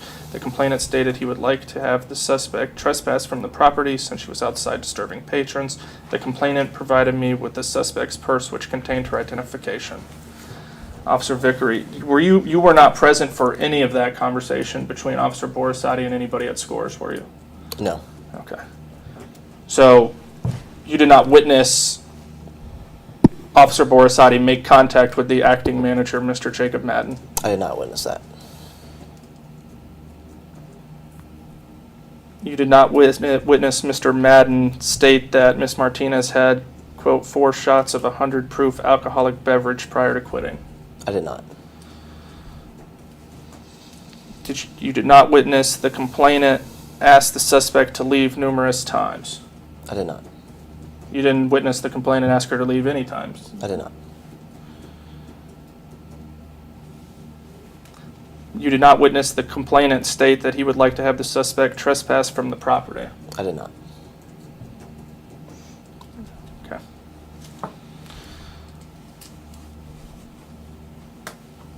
It goes on to state that Officer Borisade and I made contact with the suspect and informed her she was being trespassed from the property. Do you remember telling her that she was trespassed from the property? I don't remember specifically who was the one that said it. to her. Okay. Again, Officer Borisade, speaking from your perspective, stated that the suspect became irate and belligerent and stated she was not wrong in this situation. Objection to form. Is that inaccurate? Was she irate and belligerent at that time? She was pretty angry.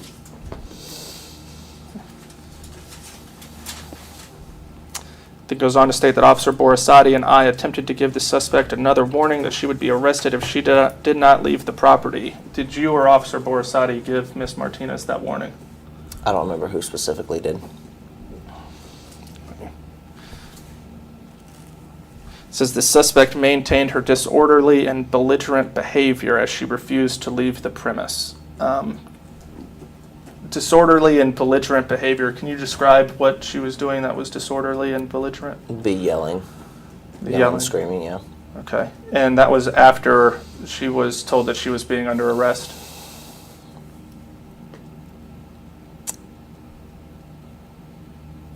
Or when she was told that she was trespassed. Okay. But prior to her being told that she was trespassed, she was not disorderly or belligerent that you witnessed? I mean, yeah, she was angry, but not towards us. Okay. Was she acting, okay, was she was angry, emotionally angry, was she acting any sort of physical anger? Was she hitting things, throwing things, punching things? No. Okay.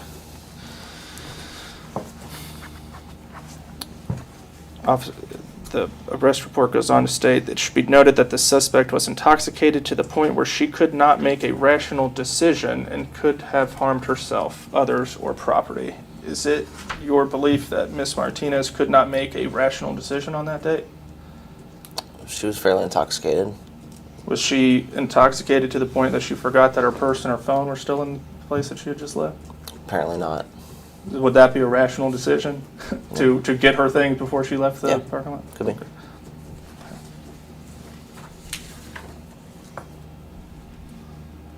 Goes on to state that Officer Borisade and I informed the suspect that she was being arrested and attempted to place her hands behind her back for detainment. I think this is slightly different from what we testified earlier.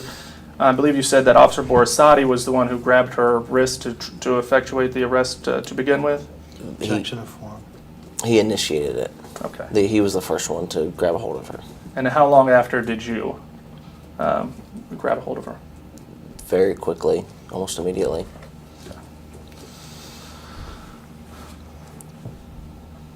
Then it goes on to say the suspect began to resist by bracing her arms, pulling away, and swinging her arms without regard to myself and Officer Borisade. Do you remember her swinging her arms like that, or did Officer Borisade have her right hand and you have her left hand at that point? She was squirming, so yeah, I mean she was squirming, pulling, swinging. You remember her swinging? It was part of the squirming and. Yeah, it's part of the squirming and pulling away and everything, yeah. Okay. But when you say swinging, you don't... No, strike that.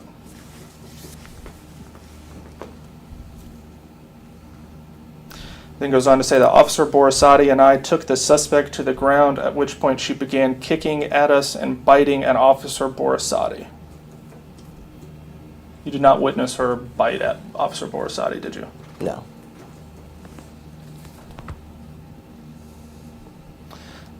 Says the suspect was struck on her lower back by Officer Borisade until she complied with the loud verbal commands to stop resisting.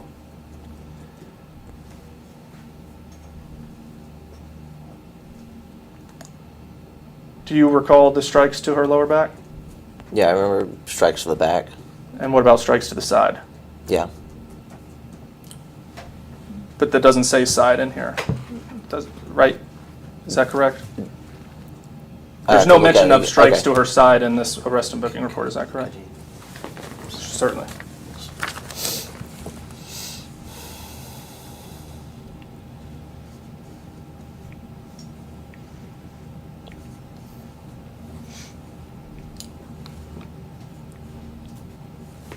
Yeah, that's correct. There's no mention of it.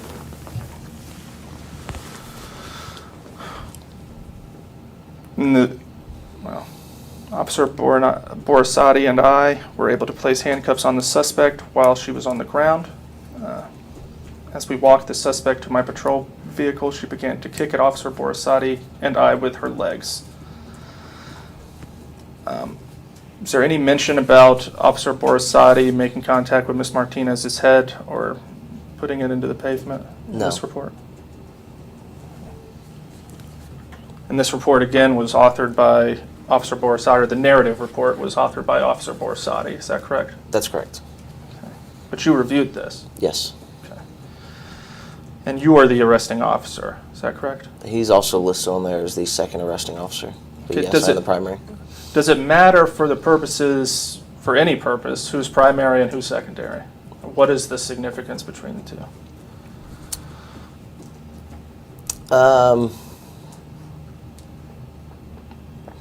Honestly, just be that was done on my report under my name. The second officer gives him the option to sign the arrest docket at the jail. It's for her to be admitted into the jail. Okay. I hand this back to you. Do you Okay. see, there's a series of signatures there in the middle of the page. Yes. Is your signature affixed to this report? No. Is that common? Yeah. Very. Okay. Whose signatures are on that report? Appears to be Officer Borisade's. Okay, very good. And why was it that you did not sign this report in this instance? Because he was the one that stayed behind with her at the jail while I went to my deployment. Okay. All right. Again, I think we touched on this earlier, but at some point, was there ever a discussion between you and Officer Borisade where Borisade may have said, why don't I just be primary on this? I'll do the report, I'll do it all? No, there was never a discussion about him being the sole writer of it. Okay. I'm just trying to figure out, it seems to me, I'm just trying to figure out why the narrative section of the report isn't just written from Officer Borisade's perspective. Section 4. Yeah, I couldn't tell you why he decided to do it that way. Because it would make it seem like those are your statements. Mm-hmm. I think there's some statements in here that you yourself may not have witnessed. Is that Section fair? 4. Which statements will those be again? So I can accurately answer that question. Certainly. Officer Borisade and I took the suspect to the ground, at which point she began kicking at us and biting at Officer Borisade. He discussed the biting at the parking lot. He discussed that she attempted to bite him at the parking lot. But I did not witness it. Okay. But you see where that could get confusing. I understand if it says at the Sally Port, Officer Borisade told me that she bit him at. It was That's at not what this report says, correct? Objection 4. But it was at the parking lot that he advised me after the incident, after we got her detained and put in the car. He advised me that she attempted to bite him. Okay. But you did not witness it itself. That's correct. I did not witness it. All right. Let me look at the. We have the R&R. Oh, yeah. Mind for one more bathroom break? Yeah, sure. Another, Let's, to find let's- yeah. going through water over here. 12:31.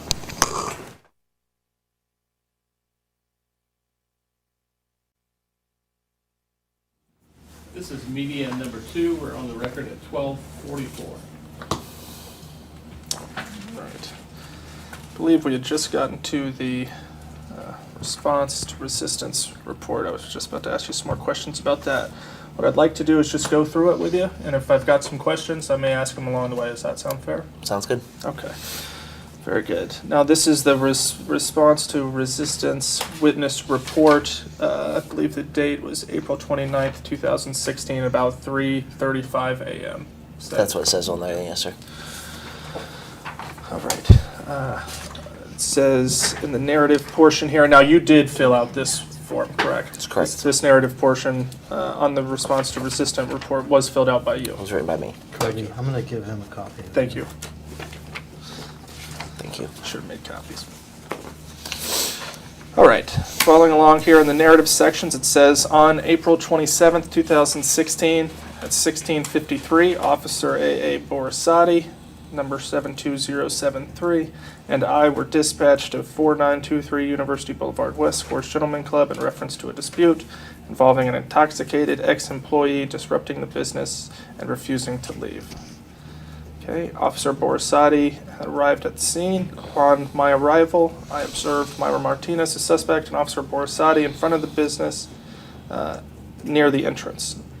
So when you arrived and you saw, I believe you testified that you saw Officer Borisade's patrol vehicle in the parking lot, and then you saw Miss Martinez sitting on the curb outside. Yes, do you recall seeing Officer Borisade standing by Miss Martinez at that time, or was Officer Borisade inside of the establishment at that No, time? he was inside the establishment. Okay.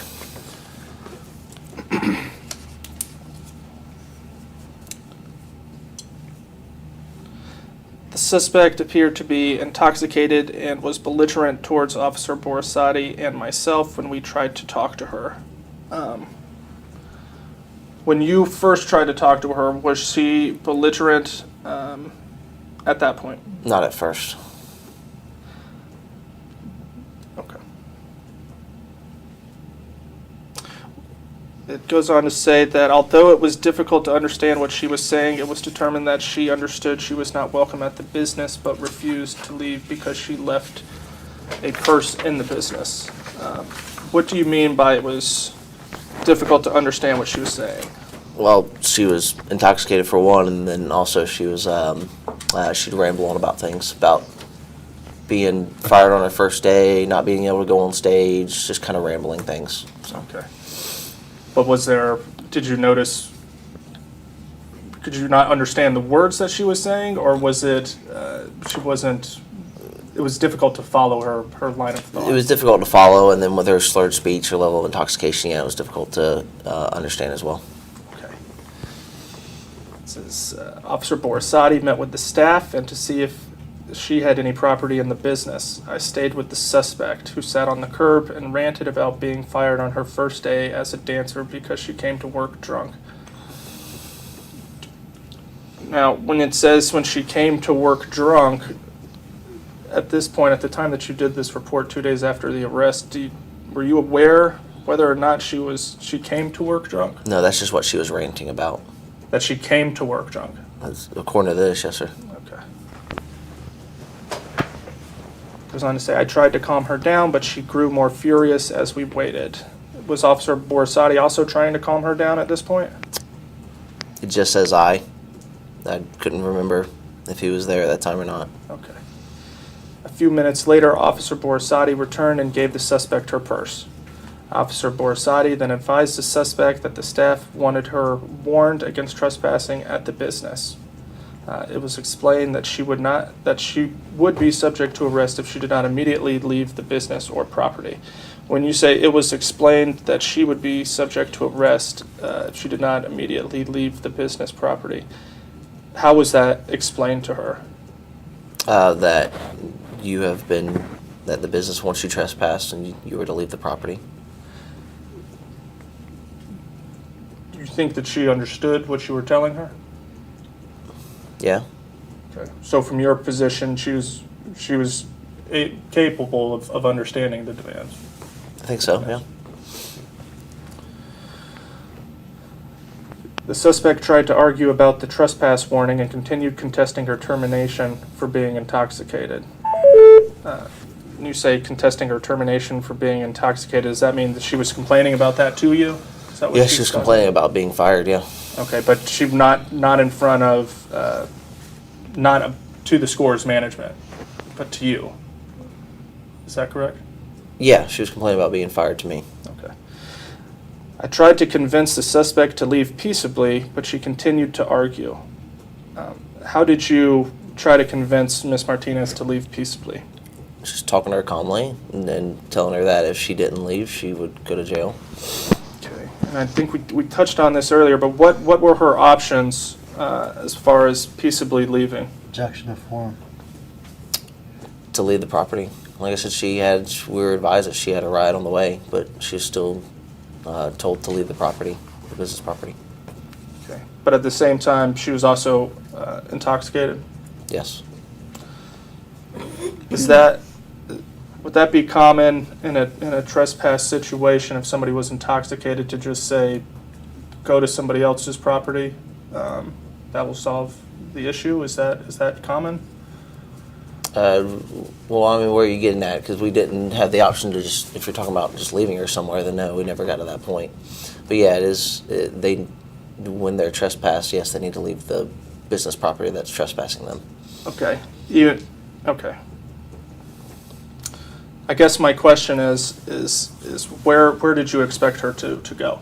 Objection to form. I didn't give her a specific location. But you did know that she had a ride on the way. Objection to form. Did you know that she had a ride on the way? Objection to form. I was made aware that she had a ride on the way. I was advised that she had a ride on the way. When instructed to leave the property immediately, she flatly refused. At this point, were you had Officer Borisade returned her items to her at this point? All of her items? Yeah, it says a few lines over above that Officer Borisade returned and gave the suspect her purse. Okay. It says at this point, Officer Borisade took hold of her right arm and told the suspect that she was under arrest for trespassing. So it was Officer Borisade who actually made, according to this report, it was Officer Borisade who told Ms. Martinez that she was under arrest. Is that correct? That's saying that he made contact with her, yes, and then advised that she was under arrest. Okay.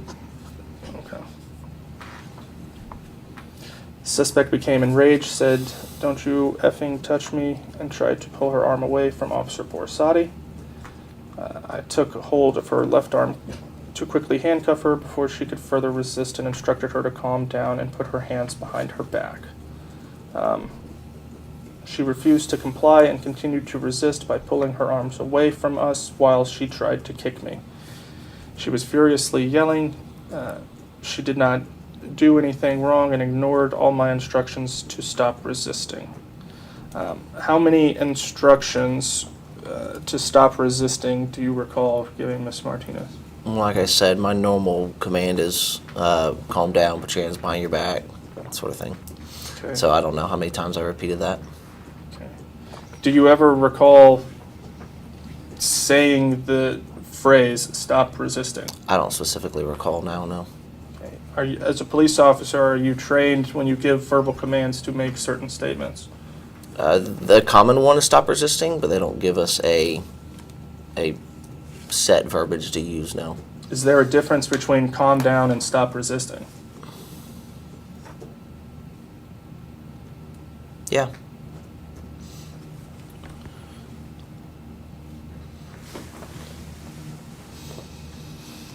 After a struggle, I was able to get her left arm behind her back and into a handcuff. So that was you who put the handcuff on her left arm, correct?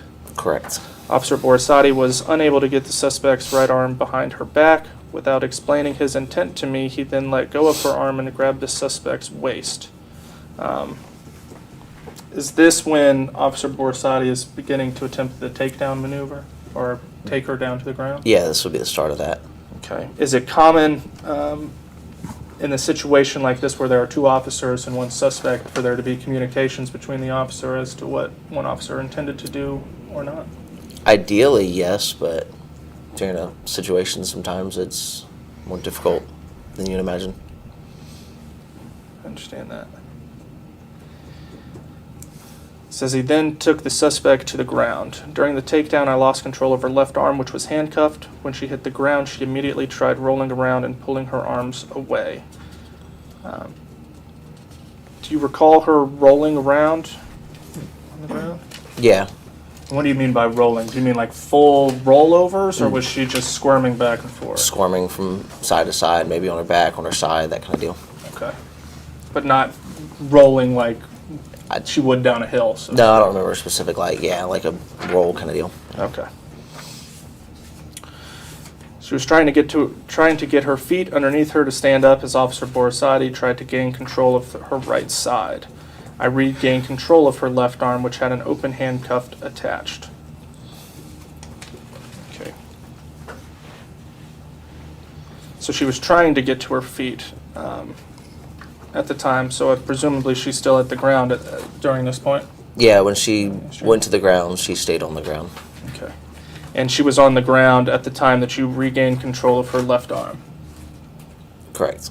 Okay. And I think that you had made some mention earlier about how, well, let me ask you, at the point that you regained control of her left arm, was it possible for her to swing her left arm around with an open handcuff on it? By the time I got control of it, I'd never lost control of it.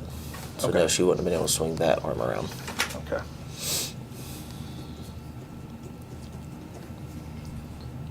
It says the handcuff gave the suspect a potentially deadly weapon and needed to be controlled before it could be used. I held that arm with my right hand and attempted to contact HQ via radio for more assistance with my left. At that point in time, was the handcuff, it says the handcuff gave the suspect a potentially deadly weapon. Is a handcuff that's you're in control of a deadly weapon? I believe that statement was made, though, prior to me gaining control of it, if I remember right. It says, I'll just read the whole thing. It says, I regained control of her left arm, which had an open handcuff still attached. The handcuff gave the suspect a potentially deadly weapon and needed to be controlled before it could be used. Which is why I gained control of it so quickly, or attempted to gain control of it so quickly, so yeah. Okay, so but once you gain control of it, it's no longer a deadly weapon. Is that fair? Yeah, if I have full control of it, no, she couldn't use it to be a deadly weapon at that point. Thank you.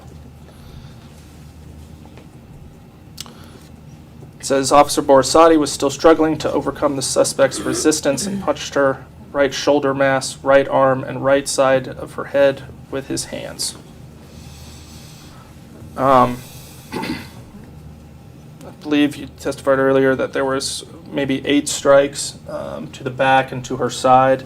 Are these the strikes that we're talking about here? Yes. The strikes to her right shoulder mass, her right arm, and the right side of her head? Yes. And this report was on April 29th, I believe, 2 days later. Yeah, day and a half later. Yeah. Thank you.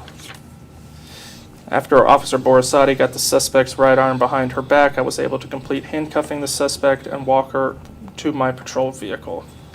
While walking the suspect to the vehicle, she violently kicked me on my right thigh and repeatedly tried to pull away. This kick, how many times did Miss Martinez kick you once she was handcuffed? The one I remember was the one.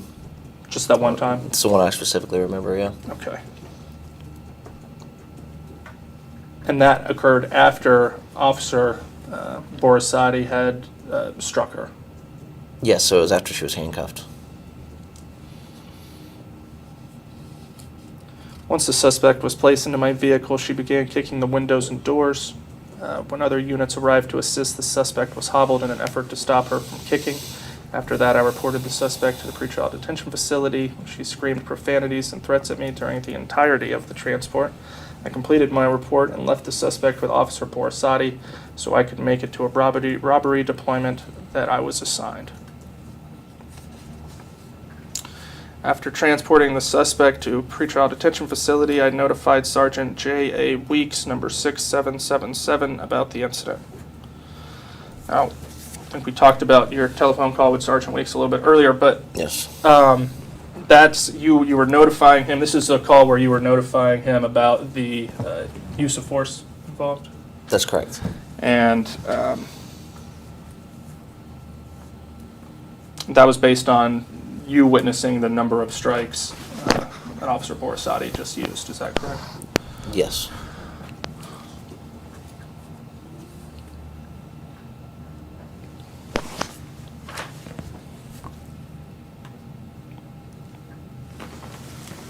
Okay.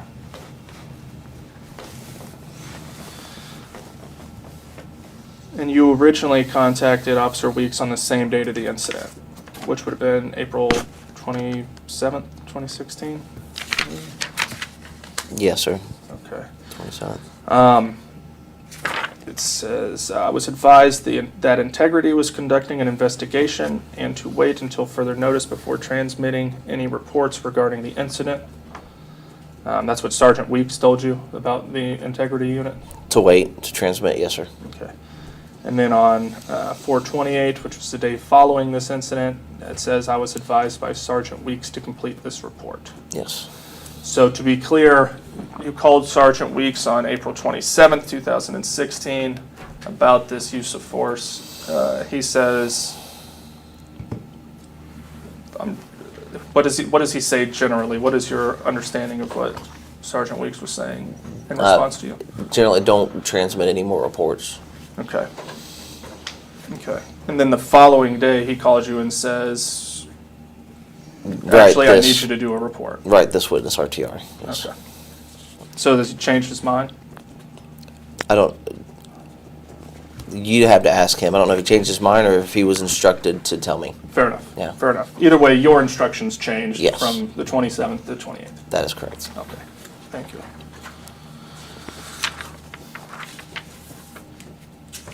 All right.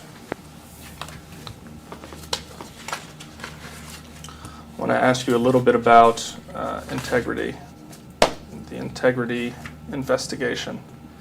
Are you aware that the integrity investigation, well, I guess you were, Sergeant Weeks told you that integrity had this? Yes, sir.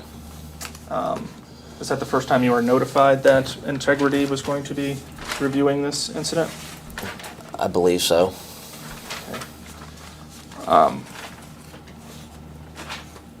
Were you contacted by anybody in integrity about this? Yes, eventually, a couple days after maybe. A couple days after the incident? Incident, yes, sir. Okay. Do you remember who contacted you? Detective Cayenne. And what did Detective Cayenne and you discuss? Was When was the it a original telephone call? contact? Yes. The original contact was a telephone call. And what did you guys discuss during this telephone call? He just asked if I would be willing to come in to talk about the incident. At this point, when he asked you to come in and talk about the incident, did he specifically reference the incident that occurred in the Scores parking lot, or was he referencing what happened in the Sallyport, or did he differentiate between the two? I don't think he specified. Okay. What was did you schedule a time to go meet with the Yes. detective? Okay. And when did you meet with Detective Cayenne? I couldn't give you a date. Okay. Yeah. All right.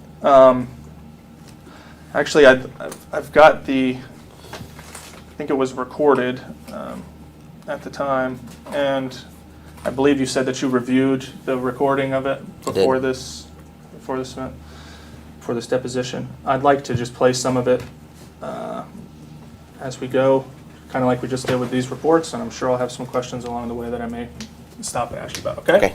Okay. All right. Do you want me to write this? Or just put video playing, or how do you want me to do that? I'd like you to write it, Okay. actually, yeah. Oh, Thank you. I'm sorry. sure. And I can get you a copy of this video. Okay.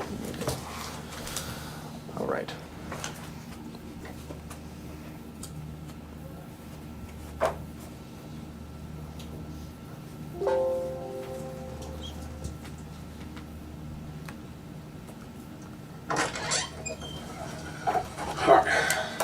Detective, they tie in again. Sir. How's it going? Vickery, this is Nathan my... Vickery. All right, good. How you doing? Nice to meet you, sir. You want to call you Nathan? Nathan? Nathan, Oh, okay. Nathan's, please. And, This is my partner, Detective Green. before we get started, just talk to you a little bit. Have you ever met either? No, sir. Okay, so you've never seen us before. I've never met you before. All right, so our whole conversation will be on the up and up. We're not here to choose sides. We're here to investigate the incident. And the incident involving you and Officer Borisade responding to Scores and the chain of events that led up to the termination of Officer Borisade. What I'll ask you to do as an independent witness to this is keep this conversation confidential. I mean, not even your supervisor, Ted, chiefs, and those guys ask you to say, hey, you know, they asked me to keep it confidential, and if they need to know, then they can call us. Yes, sir. Okay, Let me just, was this your first time meeting with Integrity Yes, sir. in any capacity? Yes, sir. Never met with Integrity when you were a CSO or a corrections officer? No. Okay, thank you. you probably be a little bit apprehensive or nervous, because I don't know, have you ever been in this position I have before? not, no, sir. Okay, and how long have you been on? A total of 9 years as a police officer since August. Okay, okay, very good. So, I'm gonna ask you some tough questions, okay? But it is what it is. Things happen. Both you and Officer Borisade came out of it alive, as well as Ms. Martinez. So, you know, what we just need to do is just get a solid investigation and get your version of the incident. So, all right, I appreciate your comment. Thanks so much.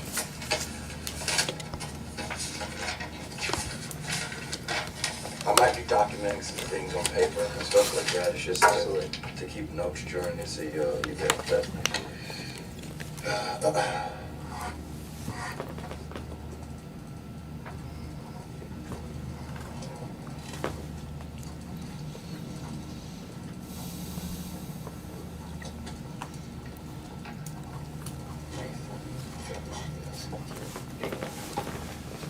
What's your ID, sir? 64291.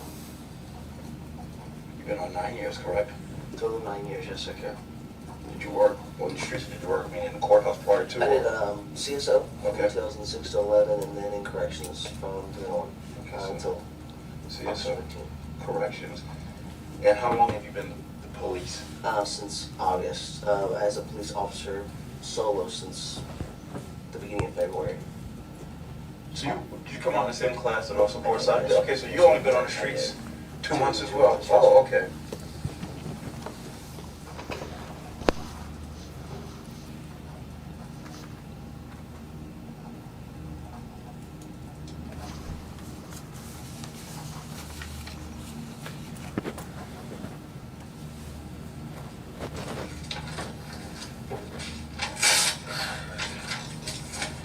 Thank you, sir.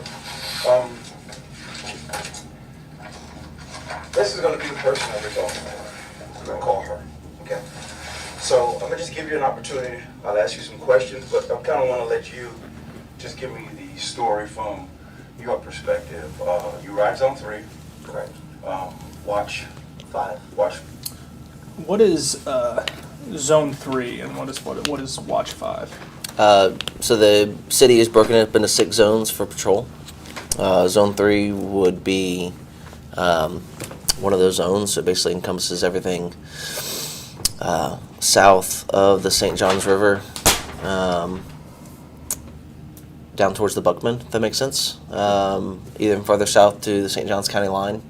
And then Basics, it rides up Beach Boulevard to the beach's jurisdiction. Okay, so out east. Yeah. Thank you. And Watch 5? There's 6 different watches. Watch 5 are the hours of 3:30 p.m. to 2:55 a.m. Okay, so that's a shift. That's a shift, yes. Thank you. Zone is a physical location. Correct, yep. Thank you. There's also Borisade, your... He rides golf too as well, yes, sir. Okay. So you guys get dispatched. Tell me how it happened and, you know, from you getting to the parking lot to handle the call. Well, by the time I arrived, he was already at the scene. What did you get dispatched to? A dispute with an intoxicated individual. I don't know codes are fine, I'm sorry. Yeah, that's fine. 2 and 63. Okay. So we got dispatched to that. By the time I arrived, he was already on scene, and he was exiting the establishment. Okay. He was talking to the complainant in the establishment. Do you remember who the complainant was?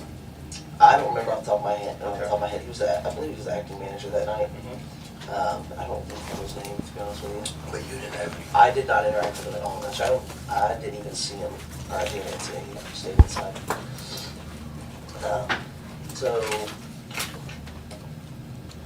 We began talking to Ms. Martinez. Her original complaint was that she left her purse inside and she wanted her items from inside the store or the establishment. So Officer Borisade went back in and was able to retrieve the purse and came back out. But the complainant and advised Officer Borisade that he wanted her trespassed. So he advised her that she'd be trespassed. She was pretty belligerent, pretty aggravated at the time, but clearly intoxicated.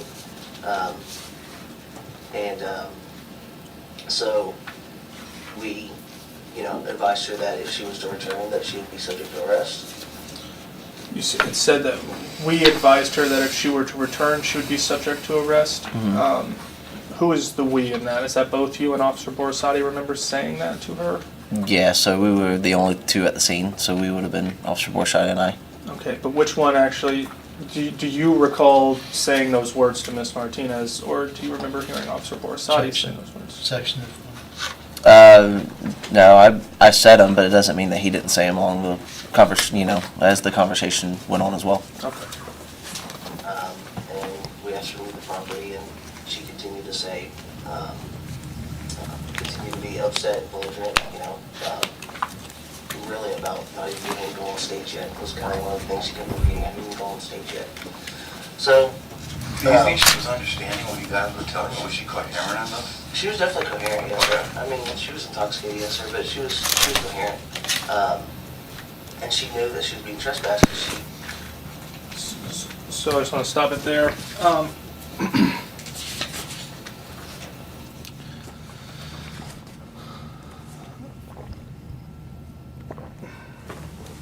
So from your perspective, she was coherent. Coherent enough to understand that she was trespassed. She didn't understand. I'm sorry, she did. That's not correct. She, I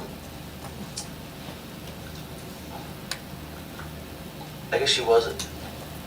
She didn't agree that she was going to be trespassed. She just didn't agree with it. She's like, I just came to my first day at work and they fired me.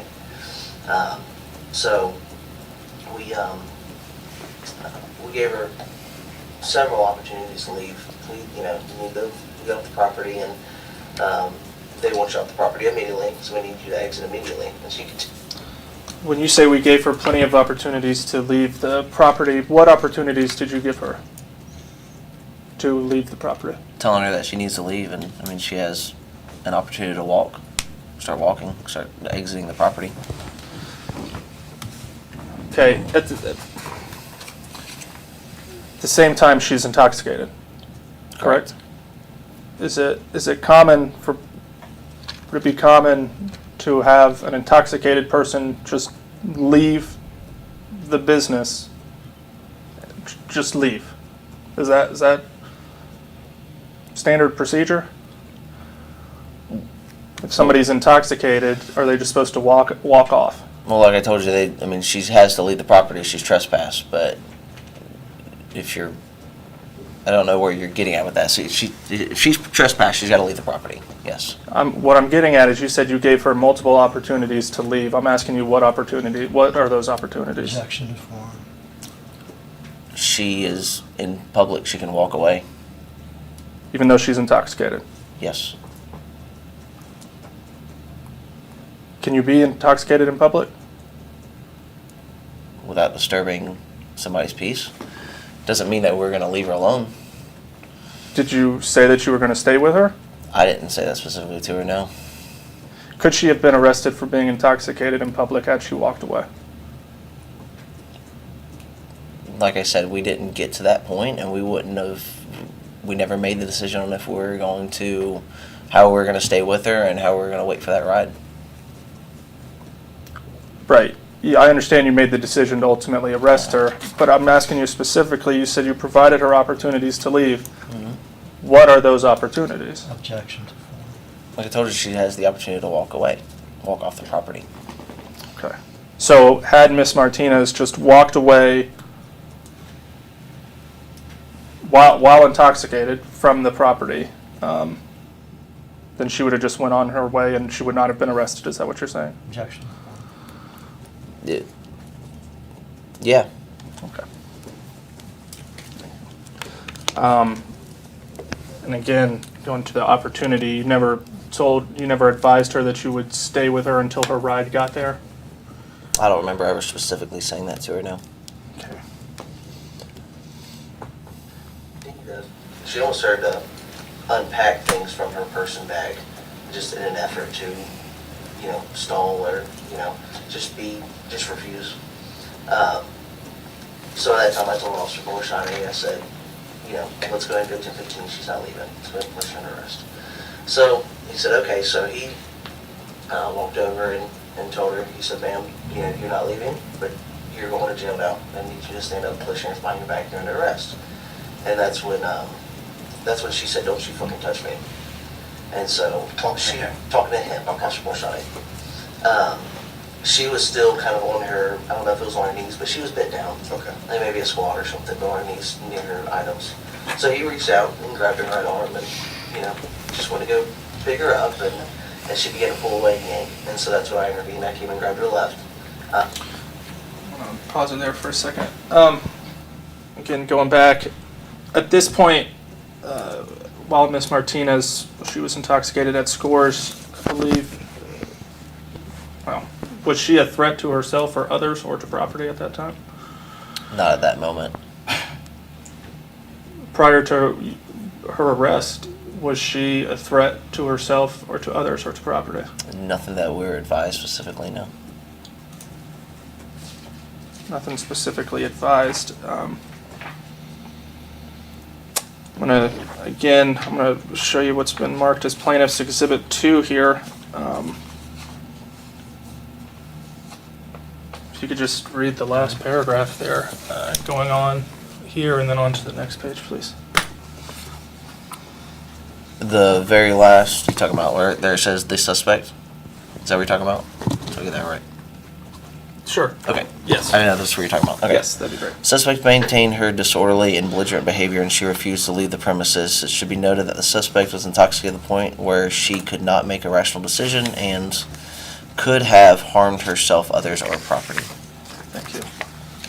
So my question to you, Officer Vickery, is that if someone is a threat to cause harm to herself, to others, or to property, how is she supposed to just walk away? And she's intoxicated. I said could have. So she was intoxicated to the point where she could have become that way. Okay, so she was not that way, is what... Yes, she was not that way, but she had that potential of becoming that way. She could have. All right, I'm going to read from it. It says, it should be noted that the suspect was intoxicated to the point where she could not make a rational decision and could have harmed herself, others, or property. So she was intoxicated to the point where she could not make a rational decision, according to the arrest report. Officer, if somebody is intoxicated to the point where they cannot make a rational decision, are they supposed to just leave the property then? Objection informed. I think you're referring to us leaving her alone, and like I told you, we never got to that point. So, would we have waited for a ride? We never got to that point, but most likely, yeah. Okay. Again, in your statement that you made with integrity, you said you provided multiple opportunities. I understand that you may not have. I know that you ultimately arrested her. I guess my question I'm asking you specifically is about those opportunities to leave. Yes, we had told her to leave, and she refused to. Okay. Is an intoxicated person who may be, is intoxicated to the point where they cannot make a rational decision, are they should just leave then? That's the opportunity that you're talking about. I'm trying to be very specific as to what opportunity you provided her to leave. Objection to form. So again, if the suspect is intoxicated to the point where they could not make a rational decision, and you tell them to leave the property, are they free to leave the property even though they are intoxicated and even though they are incapable of making a rational decision? They were told to leave. They were told to leave the property. Yes, she was told to leave the property. Like we talked earlier, she was able to make a rational enough decision to get her purse and ID out of the business before she left. So, and it was stated in there also that she understood that she was trespassed. So yes, she had the knowledge she was trespassed and had the knowledge that she was supposed to leave. So is it your testimony here today that she could make a rational decision? Objection to form.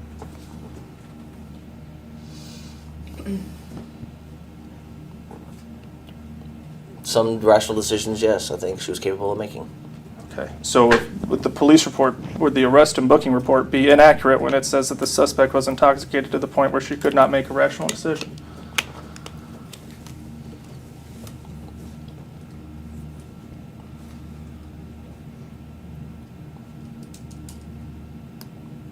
Yeah, some rational decisions she could make, so I guess you could say that's not 100% accurate.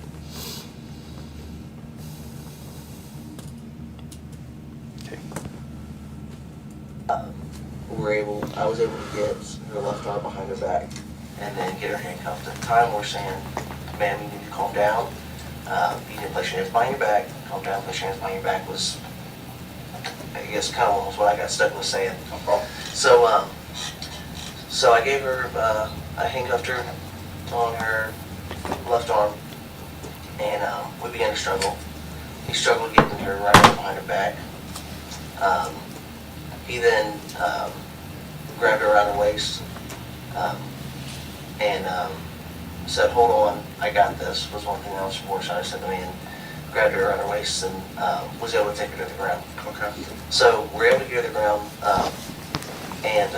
but at that time I lost control of her left hand, the one with the handcuffs still on. Gotcha. And so my first thought was to get that. Real quick. That. Let me stop you real quick. Go ahead. Okay, so when you say you lost control of that one handcuff, so that means she was able to. She was swinging. And so she was actually swinging the handcuff as a weapon, or. I mean. Now, you, to this point, had not mentioned the swinging of the handcuff in any direction. That was Detective Cayenne who first mentions her swinging the handcuff. Is that correct? Objection to form.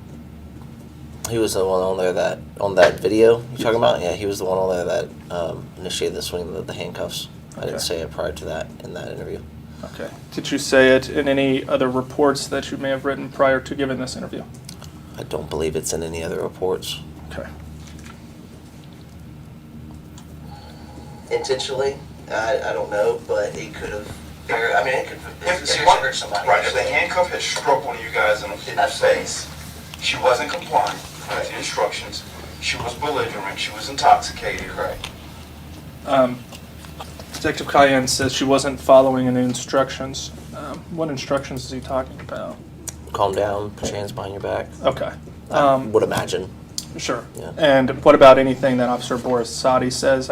You said you couldn't remember anything that Officer Borisade said? Yeah, like I said, I couldn't remember any specifics that he was saying. Okay. Do you recall if he was saying anything? Like I said, I couldn't. Okay. She would not submit to the request for, stop resisting or calm down, in your words, to be handcuffed. So she's swinging around her left cuff. Go ahead. Yes, sir. So, Detective Cayenne says so. She's swinging around her left cuff. Go ahead. At this point, did you tell Detective Cayenne that she was swinging around her left cuff? I don't remember being there saying that to him. Well, have you ever told Detective Cayenne that Miss Martinez was swinging around her left cuff? Don't think I ever told him that specifically. She went to the ground.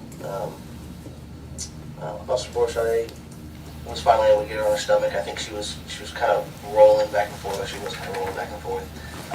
He was able to get her on her stomach, and I was able to grab the left arm and get that hand secure. I was able to, kind of with my right knee, just be able to put it in her back, just to kind of help secure her to the ground, so that way I was holding the arm and cuffed my right hand so she couldn't use that, and I was able to get that secured. And I was using my left arm to attempt to call. Now I didn't go through. I tried 2 separate times. No problem. And for whatever reason, just wasn't able to go through. Absolutely. So I was tempted to, about 10:33 4, so we'll find one. So that way people would come. I noticed strikes from Officer Borisade. I noticed mainly in the back and side. And Doing a lot of strikes. But when he was doing the strike, she wasn't cuffed yet. She was not cuffed yet. Okay. Yes, sir. So you said that you noticed strikes to the back and the side. Is that correct? Okay.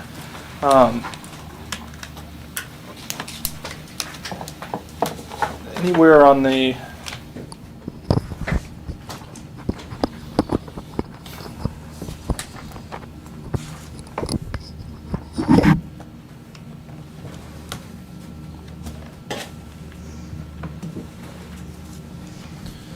is anywhere, I'm going to show you what's been marked as Plaintiff's Exhibit 2 again. This is the arrest and booking report.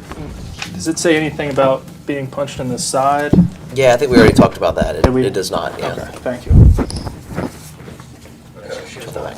She still had her right arm either underneath her or kind of to the side, was still really resisting. Fair enough. I wasn't really giving commands at this time because I was more focused on trying to get transmission through so we can get some backup. Gotcha. So he continued to strike. He struck multiple times, and was able to get her arm behind her back, and then I was able to handcuff. We got her detained at that point. He stood up, and I just kind of took a breather. I stayed with my knee kind of on her, to secure her. Once she was handcuffed, she, legs kicked him a little bit, but she kind of, I don't know if it was just exhaustion from her at that point for a minute or what, but she stopped and calmed for a second, and I just kind of took a deep breath just to kind of,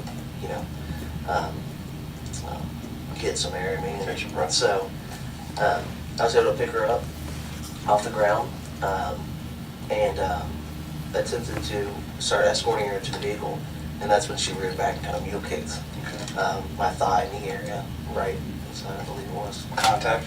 I didn't notice it at the time. Right, I said she kicked at me. Yes, right. sir. I do remember her kicking and me kind of trying to move. I honestly don't ever remember getting hit by anything, just because the adrenaline was going. I gotcha. So she was really kicking, but I do know, I kind of moved, so she must have connected with something. So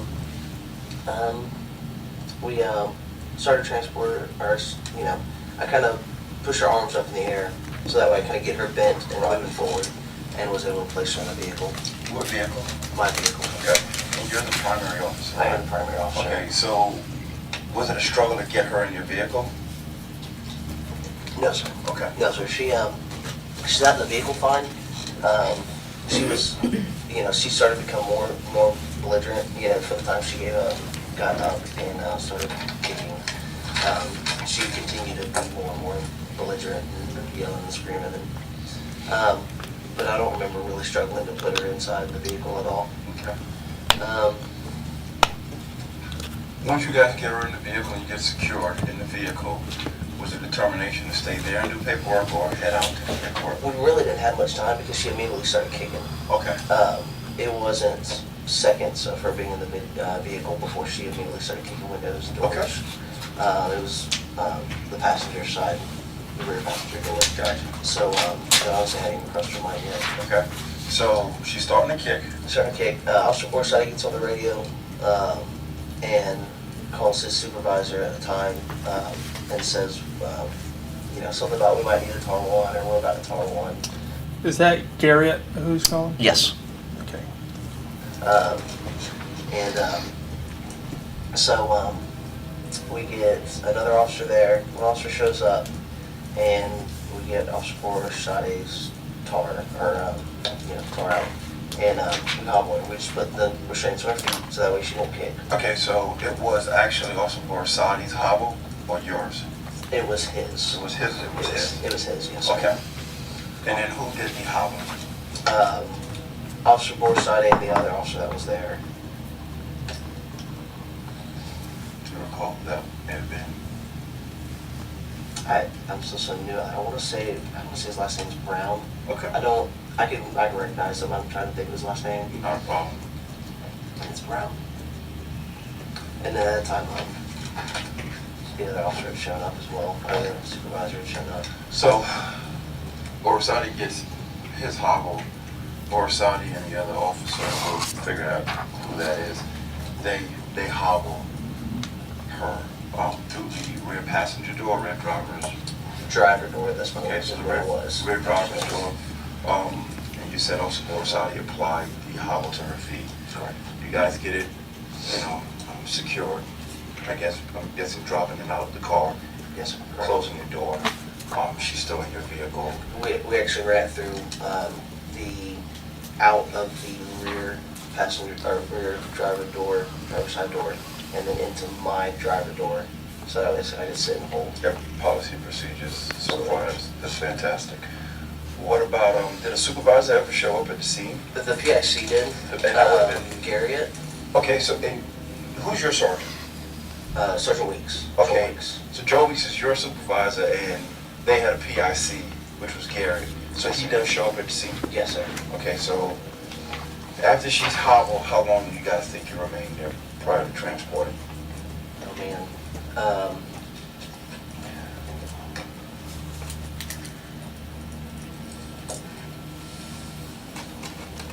10, maybe 15 minutes. I hate to give a timeline. No, I got you. But yeah, it's enough. I guess, let me ask you a question. It's probably enough for everybody to catch their breath yes, sir. Absolutely. and settle down for a second. I guess for either you or Borisade to inform the PIC of what you actually had. Yes, sir. Why you were 10-15, I'm guessing. Correct. And that you had to hobble. What is 1015? Arrest. Yeah, when you take someone into custody. Thank you. Yes, sir. Right. Was fire rescue called for anyone at the scene? No, sir. She Okay. actually, she didn't have any physical injuries on her, and Okay. she actually told us because we asked her, are you hurt? She said no. Okay. She said no, I have no injuries, I'm not hurt. So Okay. So you guys decide. Do you specifically remember her saying, "I have no injuries"? now, I don't specifically remember that. To head down to the jail. I'm guessing you're driving and her, and I guess Borisade followed you. Correct. So the 35. You guys get to the jail. What route did you take? 95 north? No, sir. I jumped on Phillips and took Phillips, and then jumped on 95 all the way to the end of Phillips and jumped on 95. Gotcha. You guys get to the jail. What do you notice when you get to the jail? Like how crowded was it, and what time did you arrive there, you think? Oh man, right there, 5:30 maybe. Okay. Something like that. Okay. I'm not 100%. And what was the crowd like? Like how many cars? It was a decent crowd. There might have been 3 or 4 people waiting to get in. Okay. Suspects made to this point waiting to get in. I was able to park pretty much in front of the intake door. Okay. But there were multiple cars. Fortunately, I had to park up front towards the exit. Okay, and I guess, so when you get to the jail, you guys go inside before you start completing the arrest report? No, sir. We'd started on the arrest report then, actually. Where at? In the salad port. Okay. In the salad port, Right. yes, sir. So. Oh, that's what you mean. I'm Yes, sorry. We're yeah. in the salad port before we started. Okay, Correct. So, you guys are in the salad port, and then that's when you. When you're in the Sally Port and you're talking, you and Officer Borisade are dividing up how you're going to do the arrest and booking report. Are you guys are you still in your own vehicles? Are you guys talking over the radio, or have you guys gotten out of your cars and talking in person? Do you recall? I don't remember. Yeah, I don't remember how that conversation. If it was in person, if it was over the computer. Okay. Do you recall? Well, do you remember getting out of your vehicle and talking to Officer Borisade within the Sally Port? I mean, at some point I would have to, but I don't remember specifics of it. Yeah. Okay. And it was, I think you said this earlier, but it was Officer Borisade who had volunteered to do the narrative report? Yeah, and as you say that too, I believe he actually sends that through our dispatch system, if I remember right, the volunteering to do the narrative, Okay. if I remember correctly. Okay. Would that be on this sheet in any way? I think it's in this interview. Okay. No, it wouldn't be on. I don't know. I mean, it goes for a couple of pages here. I'll let you take a look at those and see if anything jogs your memory.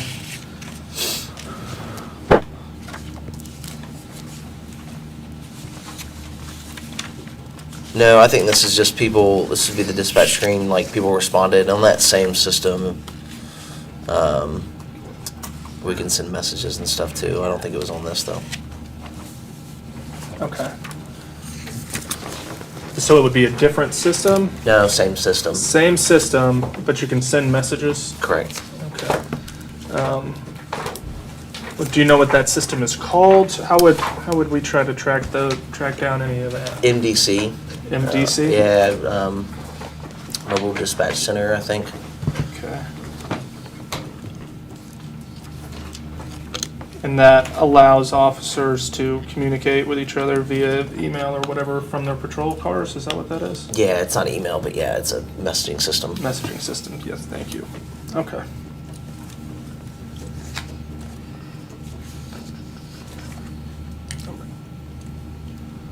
Begin to complete. Sorry, let me ask you this one last thing. Did you and Officer Borisade discuss the division of labor as far as the arrest and booking report is concerned at Scores, or did you do that at the Sally Port? It would have been at the Sally Port. Okay. The arrest document. Right. Let me ask you a question, and just to clear some things up. The arrest report. You did the arrest report. Who did the narrative? Officer Borisade did. Okay. Yes, sir. And I guess, tell me the reason why he did the narrative. I think we're just thinking because she was hobbled and just in a way to expedite the process. He said he might actually send it through NBC. Would you like me to do the narrative? And I said that'd be perfect. I'll start on the blocks and we'll knock that out. Okay. And we did review the narrative together. Okay, not a problem. So you're doing a docket, you're checking in all the biographical stuff for her. He's doing a narrative. I guess at some point he sends you the narrative, you guys review it, you submit it. Who was the approving supervisor?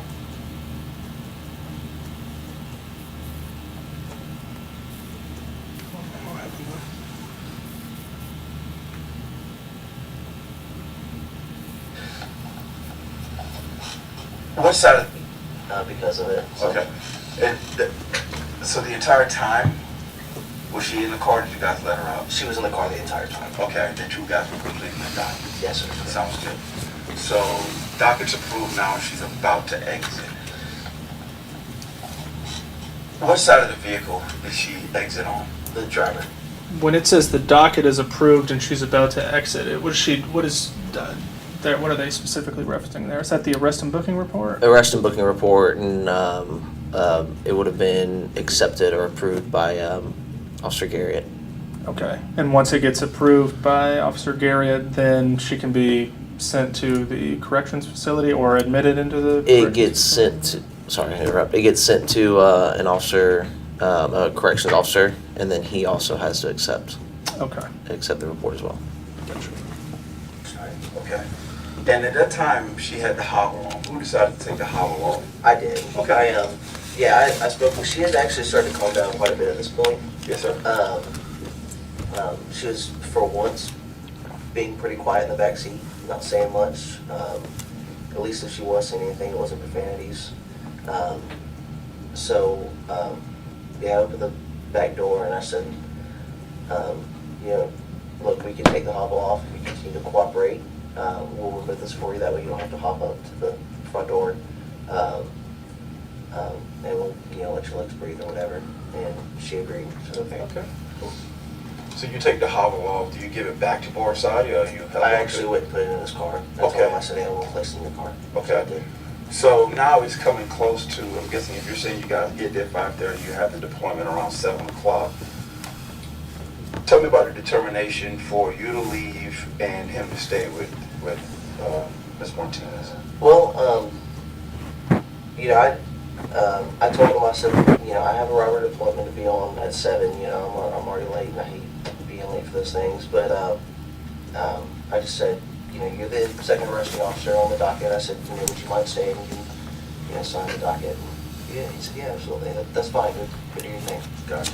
So, and when you left, Now, at the time that you were telling Officer Borisade that you're the second officer on it and that you were busy and you had to go to handle other duties, you had at this point, obviously, had already witnessed the strikes that Officer Borisade had applied to Ms. Martinez. I did. Okay. Did that give you any pause before allowing Officer Borisade to complete this arrest and booking report? No.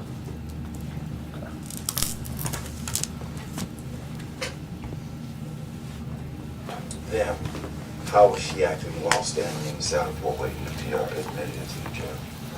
And I wasn't there long. I don't remember her acting out at all. But I wasn't there very long to watch or observe. Okay. So, correct me if I'm wrong, you were not there for the entire incident that led up to the altercation between. Yes, sir. Okay, because you guys already left at that time. Yes, sir.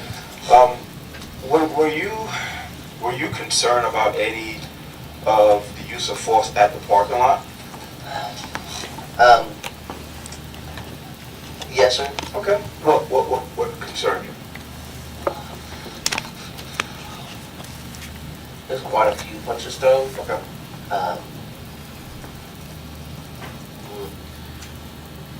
So at the time, you were concerned with the number of punches thrown by Officer Borisade at the time, and yet you still made the decision that he should be the one to do the narrative report for the arrest report. It doesn't specify a time in there that I became concerned. But at the time we were completing the report, no, I didn't have any concerns of him completing the report, the narrative of it. Did anything change as far as the number of strikes from the time that you wrote the report to any later? No, nothing changed. Okay. So at the time that you wrote the report, you had no concern with the amount of force used? No, I wouldn't say that. I just said I didn't have any concerns with him writing the report. Okay.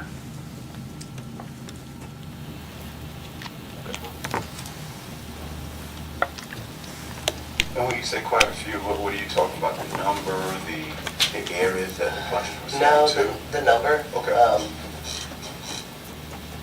Yeah, it seemed like it was a lot of punches, more so attempting to control or arm and detain her. Okay. So you're concerned about the number of punches thrown, not the area that they were thrown? A lot of the ones that I saw were mainly to the back and side. It seemed like they're pain compliance, but I think a combination of the number and then where they were thrown would concern me, such as you throw a few punches to the back or whatever, and to get a little pain compliance, and to get her hand removed is fine. Continuous side, back, I think is what kind of triggered A little concern. Yeah. Okay, so, but And to be clear, you did witness Officer Borisade hit her in the back and the side repeatedly. That's from what you can recall from the scene. Yes. when he's striking her or punching her, the handcuffs were not on yet, correct? They were not on yet, Okay, yes, sir. and she was not compliant. She was still resisting you guys' demands for give me your hands, give me your hands. Prior to what Detective Cayenne said, had you informed Detective Cayenne that you had told Miss Martinez, give me your hands, give me your hands? Not the specific words. Like I said, my normal was put your hands behind your back, but not specifically that quote, give me your hands, give me your hands. Okay. And you don't recall that, well, let me ask you, do you recall that being said at any point in time in the Scores parking lot? What, the give me your hands? Yeah. No, I don't recall that. I had her left hand with the cuff behind her, but the right arm was not. Right. So the strikes was probably to get her to, I guess, take her hand from in front of her to surrender to you guys' instructions. Yes, sir. Okay. And you said it was in the back and in the side. Yes, Okay. sir. Did you tell someone that about the strikes? I called Sergeant Weeks. Okay. About the time I went into the robbery deployment. Yes, sir. So when you called Sergeant Weeks, you were calling Sergeant Weeks again specifically for the strikes that you witnessed Officer Borisade use on Miss Martinez. Is that correct? Yeah, that strikes. Okay. And I believe it was your testimony earlier that while you were on the scene, you did not witness, or you might have been radioing, I think is what you said, when Officer Borisade put his hand on Miss Martinez's head and put it into the pavement. Do you recall witnessing that from the scene? I did not witness that at the scene, him pushing her head towards the pavement, no. Okay. So at the time that you called your supervisor, you were informing your supervisor that you were concerned with the use of force only concerning the strikes and not concerning Officer Borisade putting Miss Martinez's head into the pavement. Objection to form. Is that fair? Yes, that's what I called him. I just called him real quick, just a quick concern. Okay. Heads up. And what was your concern? Basically what I'm telling you. Okay. Yes, sir. I just said, there was, I just said, I want to talk to you about something. And he asked, just kind of briefly, what. And I said, with the incident and the arrest that we were just on. And I said, and I just said, with force and stuff used. And he said, are you talking about with Officer Borisade? And I said, yes, sir. And he said, I'm fully aware of it, but thank you for contacting me. Okay. The gist of. And that was about 7. So in that, you refer to the arrest and the incident, or the incident and the arrest that had just occurred. And Sergeant Weeks, I believe you said, responded that he was aware of the incident involving Officer Borisade. Yes. Now, we touched on this earlier, but do we know whether Sergeant Weeks was specifically talking about what happened in the Scores parking lot or what happened in the Sallyport? Objection to form. I don't know for certain. We can only make assumptions on that. I don't know. You have to ask him. Okay, but there was nothing that you can recall specifically telling Sergeant Weeks that would have been about the Scores parking lot? Objection to form. I don't remember specifically mentioning the parking lot. Okay. Right before you went into your checkout. It was. I was still a few minutes late, 5-10 minutes late, so it was somewhere around there, just after 7 maybe. Okay. All right. And you notified him by phone, correct? Correct, yes, sir. And like you said, you did the docket, he did the narrative, you guys both read it and approved it. What at the parking lot of Scores, did the actions of you guys begin to create a crowd, or? No, sir. I don't remember a crowd at all.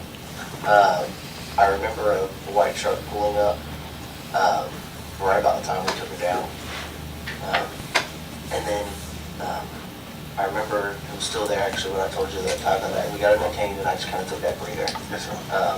And I remember it was still there at that time. But there was I don't remember anybody outside. But I was so focused on her trying to get her detained. But even after the fact, I don't remember anybody outside. Okay, and you are aware of the video that came out yesterday inside the Sallyport? Yes, sir. Let me ask you, were you aware about the other video of the parking lot? Somebody called you this morning to let you know? I was called. I was called about it last night, actually. Yeah, called about it last night. Okay. So I just want to understand this. You knew about the video the day before that you gave this recorded statement? I don't know what day it was before, but it was before the statement, yeah. Okay. I think it said last night, I think is what it said. Oh, maybe it was. Let me go back here. I just, I was so focused on her trying to get her detained, but even after the fact, I don't remember anybody outside. Okay, and you are aware of the video that came out yesterday inside the Sallyport? Yes, sir. Okay. Let me ask you, were you aware about the other video of the parking lot? Somebody called you this morning to let you know? I was called. I was called about it last night, actually. Yeah, sorry. Yeah. and so would that mean that the night before you gave this interview was the first time that you became aware of the video? I would imagine. Objection to form. Sorry. I would imagine so. By that. Okay. Physically resisting. Okay, sometimes things look bad, but are they justified? see what I'm saying? So, but what you did by calling Sergeant Weeks was the appropriate response for everything, because all you wanted to do was, hey, Sarge, FYI, Yes, sir. you know, I may not have agreed with everything, but we're making an arrest, so, Yes, sir. you know, I'm just keeping you in the loop in case you get questions. So that's fair enough. Did you ask her, was she on any drugs? Would it have been important for you to tell Sergeant Weeks specifically about the scores incident? Objection. Like I said, our conversation was so short, we didn't even get to specifics of the incident. So you guys could have been talking about two totally different incidents. It is possible, yeah. Okay. And other than your supervisor, did you contact anybody else about the incident that occurred at Scores? No. I didn't ask her if she was on any drugs. Did you ask her how much she had to drink? All she said was one cocktail, is all she told me. Okay. What about, and you didn't speak with management, did Officer Borisade, and you communicate when he came out of the business after speaking to management before you guys approached her? About just anything? Like the reasons why management wanted her gone? The only thing I got from him, and I honestly couldn't tell you when it was that I got this from him, but he just said she was fired because she came to work drunk. Okay. Now, are they talking about what you got from Officer Borisade? Yeah, the only info I got about the trespassing stuff was from Officer Borisade. Okay. And let me go back just briefly here. You guys were not able to get both handcuffs on. And if she's swinging it as a weapon, like I said, I don't think the video showed that portion. You guys were not able to get both handcuffs on. I'm sorry. You guys were not able to get both handcuffs on. And if she's swinging it as a weapon, like I said, I don't think the video showed that portion. There was no, I don't remember anybody outside, but you know, I was so focused on her trying to get her detained, but even after the fact, I don't remember anybody outside. Okay, and you are aware of the video that came out yesterday inside the South Court? Yes, sir. Let me ask you, were you aware about the other video of the parking lot? Somebody called you this morning to let you know? I was called, I was called about it last night, actually. Okay. Yeah, I called about it last night. Somebody, because it was look bad, but are they justified?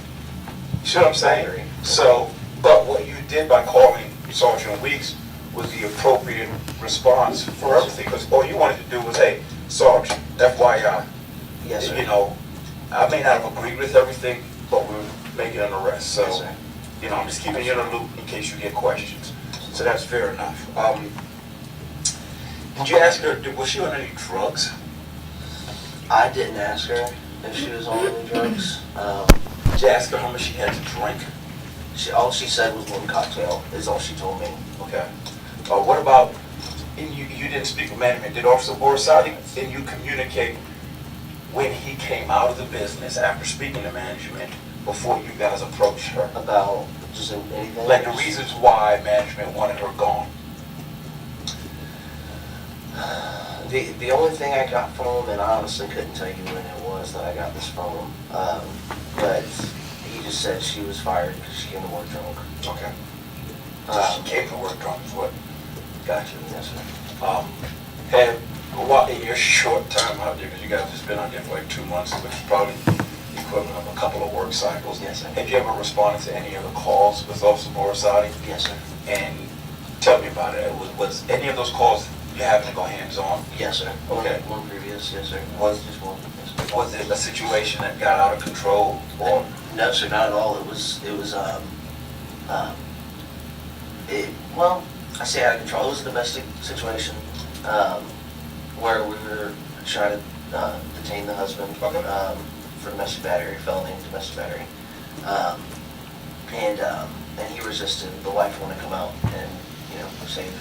and everything was acted within policy and procedure? Yes, sir. Correct. Okay, nothing Yes, stepping outside of bounds. Yes, sir. So you've handled calls with them before, and it's gone well, but when crap hits the fan, things happen, Yes, sir. right?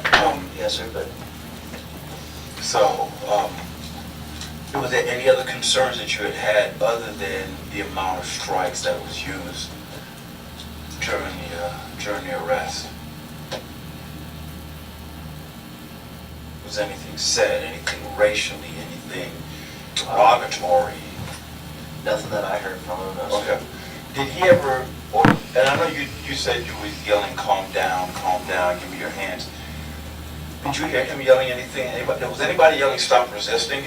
You know, I don't want to tell you yes, because I'm not 100%, Right. you know, so into, you know, getting entertained that I with the adrenaline going, I couldn't say for sure. No, sir. So you see how that tunnel vision starts to work? It does. Auditory, you know, visual exclusion and stuff like that. Yeah, because you guys are doing what police officers do on a daily basis. It's a dangerous damn job. Yes, Okay. And 99% of the time we go to these calls and nothing happens and it's peaceful, and then you get that 1% where you go to a call at 4 o'clock in the afternoon to remove somebody from the premises, and I don't think anybody signed up for, oh my God, this is going to get as bad as it did. Yes, sir. Okay. Do you have any questions for us right now? No, sir. Do you have any questions, Detective Green? All right, stand by. Let me just speak with my lieutenant and see if there's anything else that we need Yes, sir. to get clarified and stuff like that, and be with you, and then you can get out of here, all right? Okay, yes, sir. I appreciate you doing what police officers do on a Fast daily forward a basis. little bit. While we're on that, can I take another bathroom break, please? Absolutely. Thank you. That's a good break. 156. We are back on the record at 2:04. All right, we'll just pick up where we left off. Okay. During the arrest, was anything said, anything racially, anything derogatory? Nothing that I heard from him, no, sir. Okay. Did he ever, and I know you said you was yelling, calm down, give me your hands.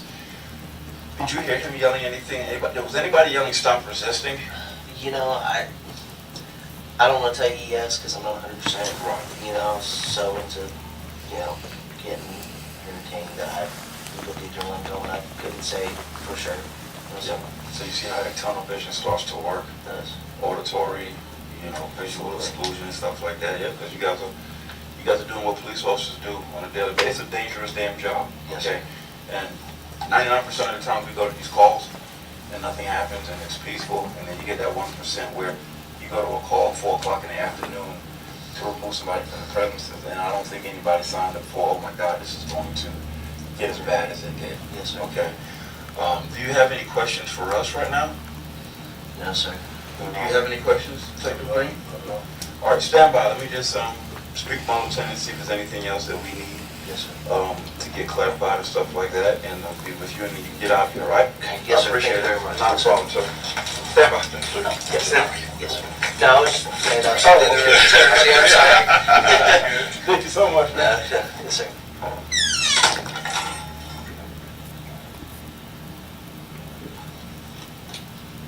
Okay, fast forward a little bit here.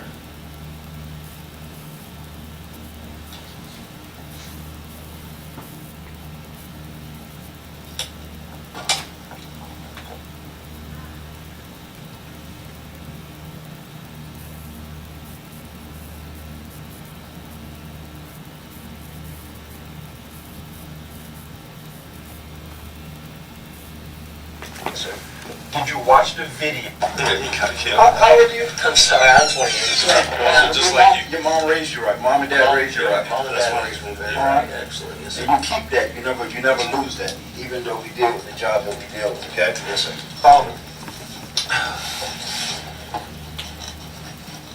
When did you complete your RTR report? Yesterday, last night. Okay. Yes, sir.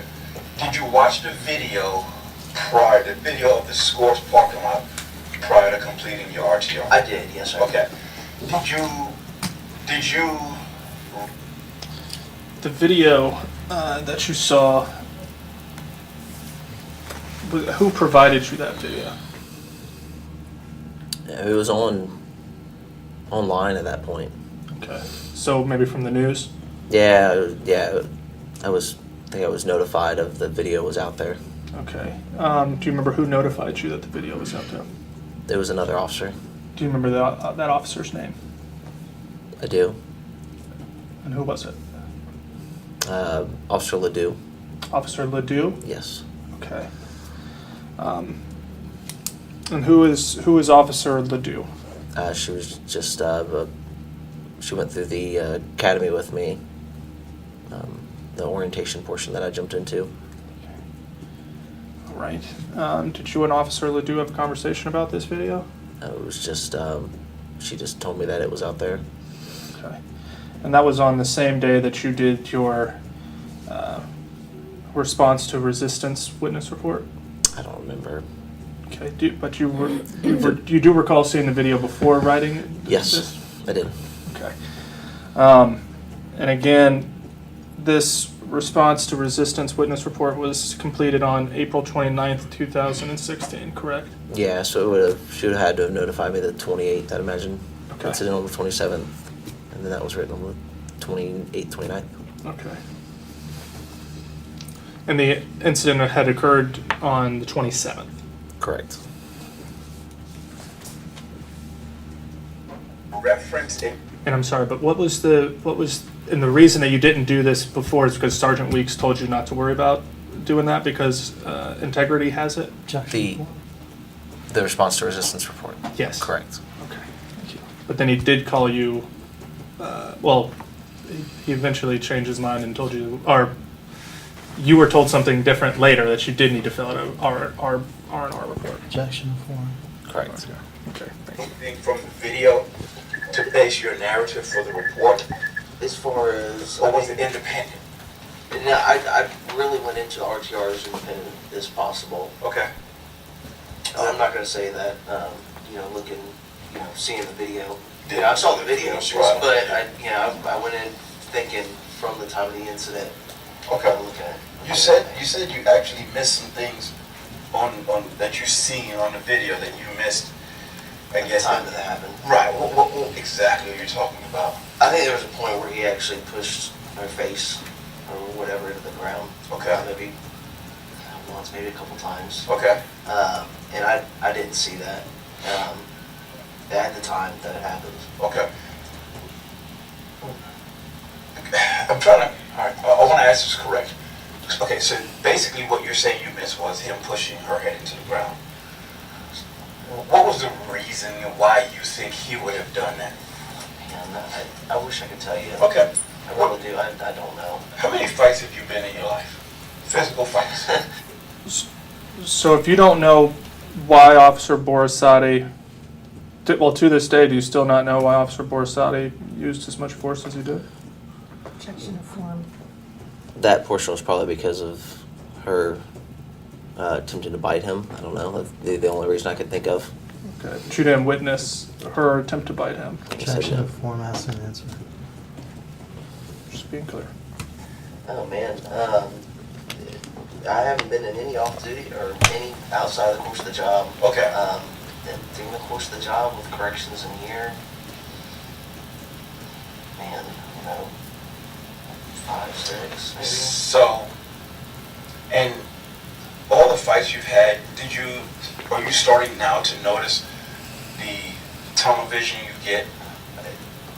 Hey, absolutely. I mean, I still struggle with tunnel vision when fighting out. We all do. It's That's doesn't the go body. right. Right, Yeah. that's the body. And, I mean, you got the SWAT guys, and they train themselves how to fight it and do a lot better job as us who don't get that training.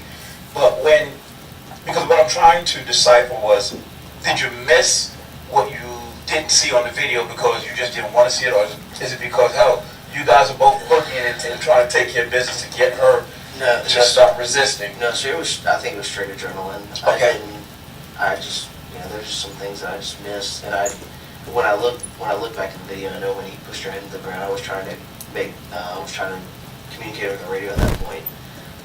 So I think with just holding her down, trying to communicate over the radio, I think my mind was just elsewhere, and whether, I just didn't see it. Okay. Or it didn't register. And so you never even noticed that until the video. Yes, Okay. sir. What'd you think when you seen it on video?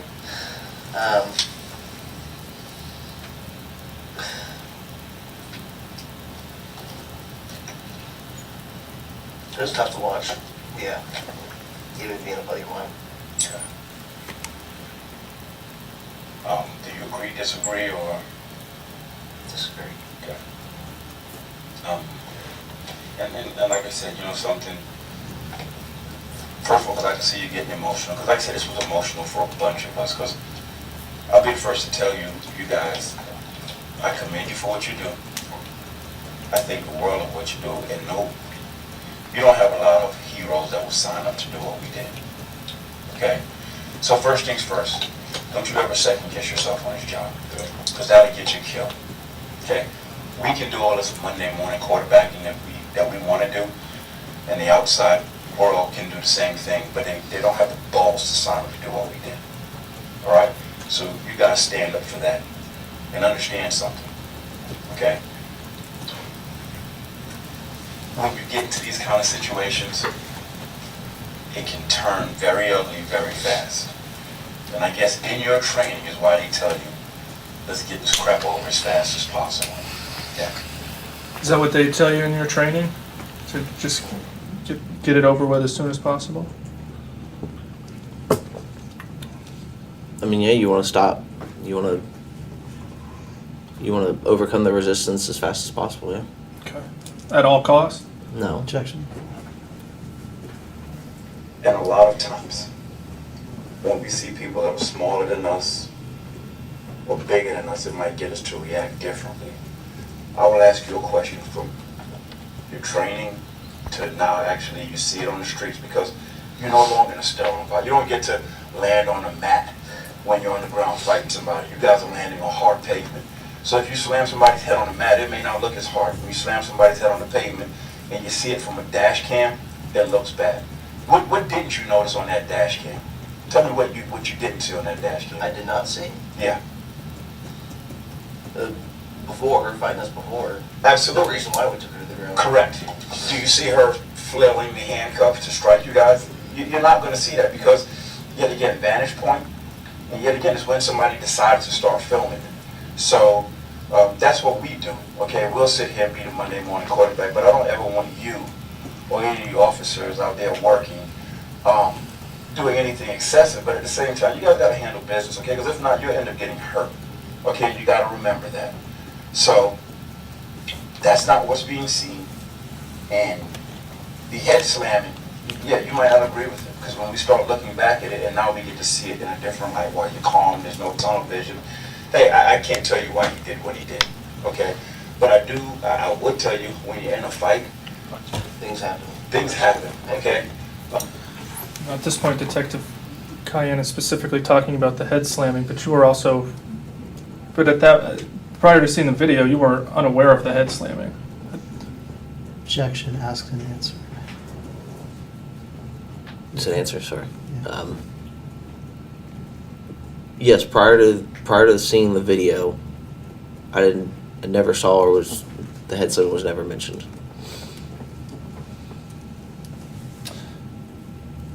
And so, yeah. And sometimes like they tell you in the academy, revert back to your training, okay? You guys been on 2 months, okay? So other than the academy, what other training did you have to deal with this stuff? You don't have that, okay? So sometimes people revert back to fighting and doing what they would normally do.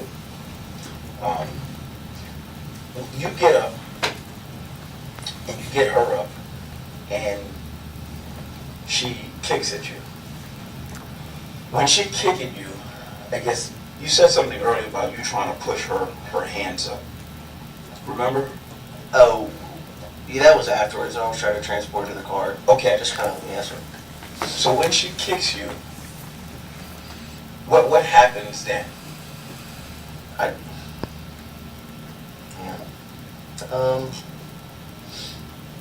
Send her up, she kicks. You know, I think at that point I just really tried pulling her to the car. I think it was just, get her in the car and get her secure. Did you notice Officer Borisade slamming her head in the car? No, I didn't notice any of that. I remember grabbing her and pulling her in the car. Okay.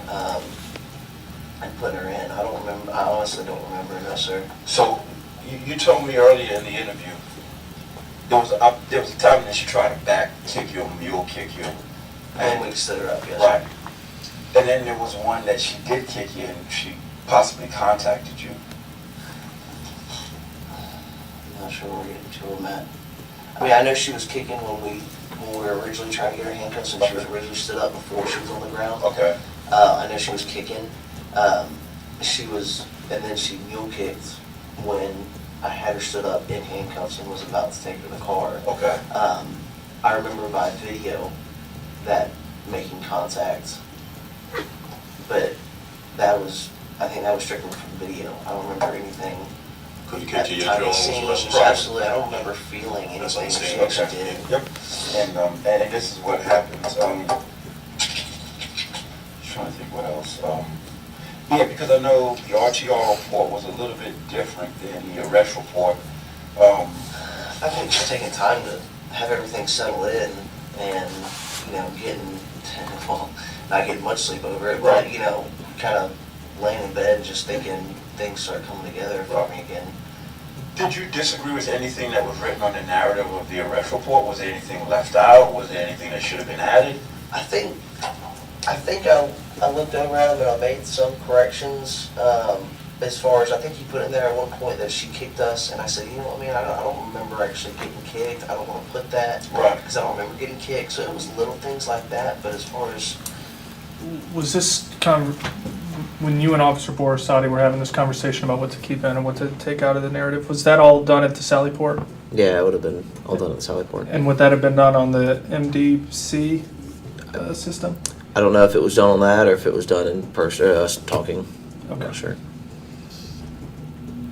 disagreeing with, I didn't have any questions like, why'd you put this in here? I just remember saying, I'd rather not put that in there because I don't necessarily remember getting kicked, so I don't want to put that in there. Right, so you take out something that actually happened. Now that you look at the video. Yeah, I mean, you see what I'm saying? But it's just because, yet again, your perception, vantage point, but also too, you're now after the environment where you're fighting someone versus you being in an environment an hour and a half late completing the report. Yes, sir. Now you're in a sterile situation. She's in the backseat of the car. You're up front. You got an opportunity to breathe, probably get something to drink. So you actually took something out that actually happened. So, yet again, so sometimes when you write RTR, if you look at the video, or when you write the arrest report, sometimes we don't want to embellish, we don't want to put things in, but yet you took out something that was pertinent. But it's understandable because you don't remember. And a lot of times you won't remember until you see a video. So what we're just trying to do is make sure that we clear that video up. So, because like I said, just like the news media, they get to see a snippet of what happened at the Sallyport. And the only thing we get to see from the dash cam is what someone provided. But like I said, we don't see a whole bunch of the fighting before y'all go to the ground. We don't see her flailing and swinging with one handcuff on and you trying to wrestle her to get another hand. We don't see all of that. So, And again, her flailing and swinging the handcuff. Did you witness that? Objection, ask and answer. Join. Like I said, that was a part of the squirming and the trying to maneuver. I don't think I ever specifically said swinging, but yeah, that was a part of her squirming and flailing around, trying to avoid us. sometimes it's a small picture of an actual big story. Yes, sir. Any other questions? All right, stand by one more time. Let me just make sure I speak with LT and then we'll get you out of here. Let me get you another water, bro. That'd be great. Thanks so much. We're almost to the end. Yeah. Because from the video, it's,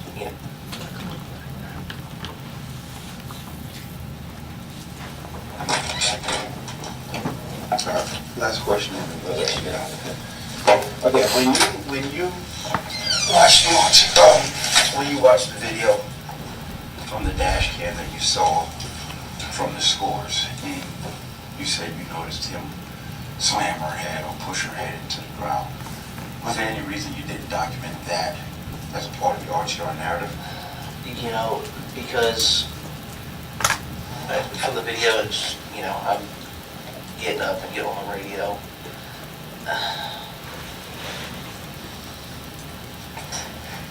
Like I told you before, I was trying to document as much as possible of what I kind of got from the incident and the time that happened. and I'm sure the video played a role in kind of what refreshed my memory. Okay. But because of the way I was on the radio and looking up, and I don't think that refreshed my memory. I think that was something that I strictly got from the video. Okay. And I was trying to be really careful when I'm doing it, because I don't, I didn't want to come across as, like I saw something when I really wasn't. Just the way, I was sitting up and looking away trying to get on the radio. I just didn't want to put anything in there that I didn't think I would. But you didn't independently Yes, sir. recall from your knowledge or based on the video. And in the future, if that does happen, okay, because it's just like when we testify in court and stuff like that, there's things we recollect, and then there's things that I don't recall, but according to the video or the interview, this is what was said. Okay. So you may want to document that way, like, hey, look, I don't remember this happening, but after seeing the video, this happened. Yes, sir. So, Okay. all right, and that was it. And yet again, I will tell you, okay, After this interview with Integrity, did you ever supplement or amend or write a new response to resistance report? No, sir. Okay.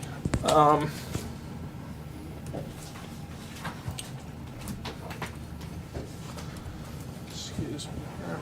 Moving on. It's a video of the incident. It's the dashcam video. Right, can you see this? Yes, sir. Okay. Are you making that another exhibit? I can, yeah. We'll make it. What are we at? 4 now or 5? Well, let's do the IA as 4, and then we'll do this one as 5. This one's fine, okay, gotcha. You mean integrity? Integrity, thank you. I'll get it right eventually.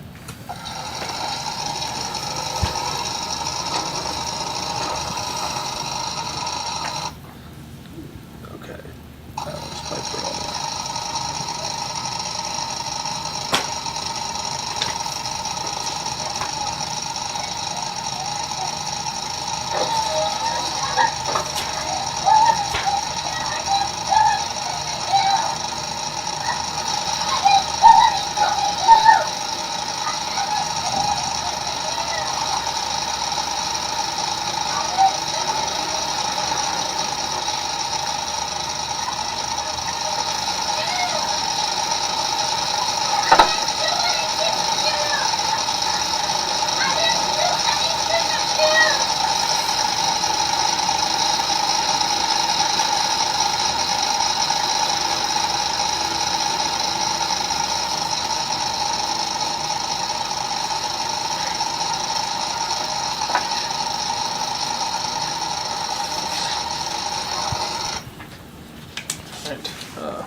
Officer Vickery, was that the same video that you recall seeing prior to writing your R&R report?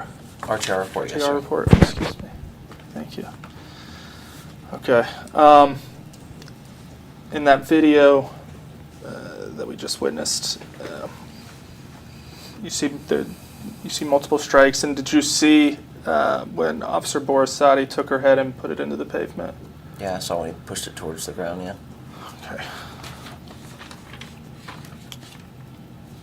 Have you spoken with Officer Borisade about this incident since you left the Sally Port on the 27th of April, 2016? I've seen him out and about, but I haven't spoken with him about the incident. Okay. I think during your interview with Detective Cayenne, you said that you disagreed with Officer Borisade's actions on that day. Do you still disagree with his actions on that day?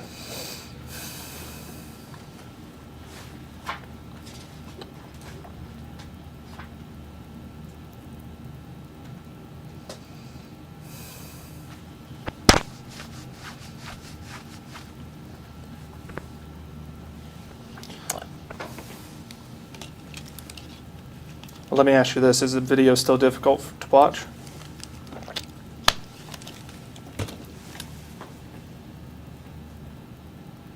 I mean, it brings back memories, but it's fine.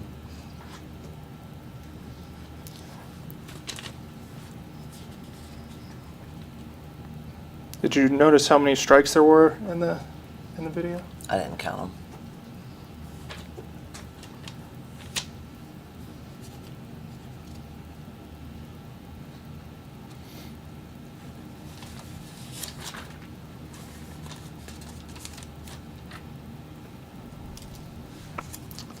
Did you see Miss Martinez try to bite anybody in that video?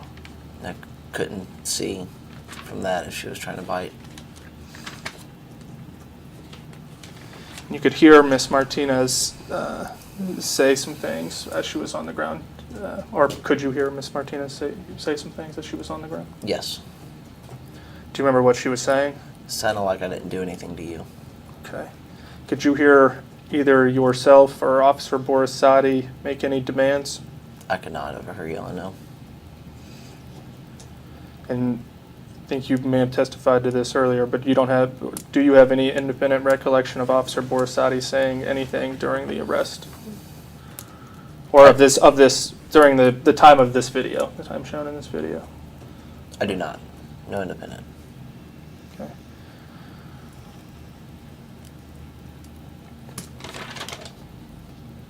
Is Officer Borisade employed at JSO still? No.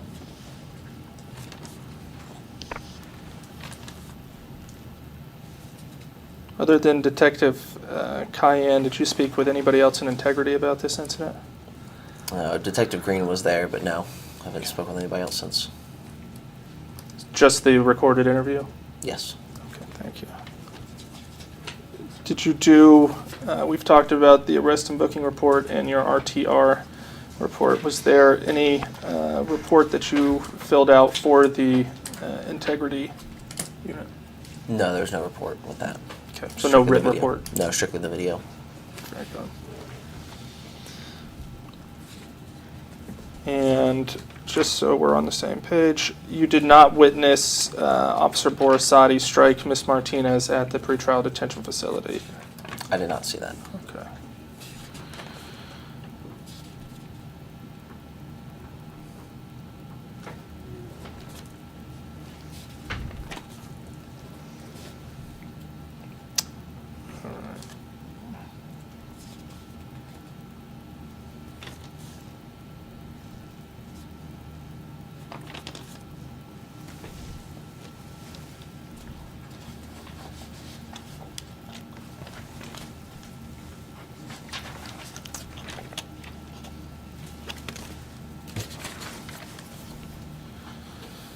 I don't think I have any further questions at this time.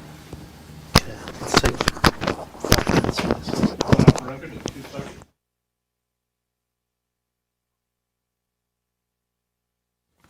We're back on the record at 2:38. Officer Vickery, I just have a few questions for you. When Miss Martinez was arrested on April 27th, 2016, you had asked her if she was injured, and she told you no? That's correct. And did you believe that she had been injured? I didn't see any signs of any injury on here, so I didn't believe she was. And so, based on your observations and your questions to Ms. Martinez, under JSO policy, were you required to fill out an RTR report within 24 hours at that time? Now knowing that, no, I'm not required to, unless there is injury or someone complains of injury. If I could ask you to look at Exhibit 1. Grab it from the pile of the catalog. Sorry, just be on the bottom. Okay. And at the beginning of your depot, you told us you were dispatched to a Signal 63 That's correct. dispute. Yes, sir. Did you receive any other information about the call as you were traveling to the call? So the in the call log, it says the complainant versed signal 2/73, which would be a drunk or person on drugs, employee refusing to leave. So it actually says the employee was drunk or on drugs and was refusing to leave. And is that information that was reported to the dispatcher from Scores? Correct. And were you given that information on your way to the scene? Yes, in the call, the dispatch screen that we get when we're dispatched, so prior to arriving on scene, that was what was in there. So on your way to the Scores, you were told that the dispute was the complainant versus a person who was either intoxicated or on drugs, an employee who was refusing to leave the business? That's correct.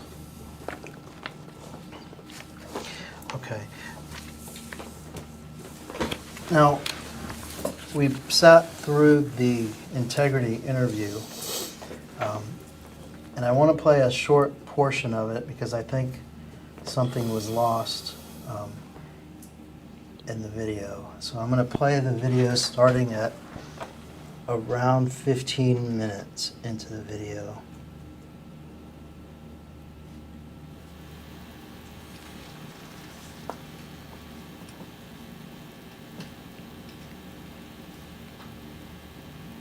I gave her, I handcuffed her on her left arm, and we began to struggle. He struggled getting her right arm behind her back. He then grabbed her around her waist and said, "Hold on, I got this," was one thing that Officer Borisade said to me, and grabbed her around her waist and was able to take her to the ground. Okay. So we're able to get her to the ground, but at that time I lost control of her left hand, the one with the handcuffs still on. Gotcha. And so my first thought was to get that. Let me stop you real quick. Go ahead. Okay, so when you say you lost control of that one handcuff, so that means she was able to. She was swinging. And she was so she was actually swinging the handcuff as a weapon, or. So when you were interviewed by Detective Cayenne, who brought up the fact that she was swinging first? On the video, I said that first. I said swing first. And is that because that's what you recalled? At the time, yes.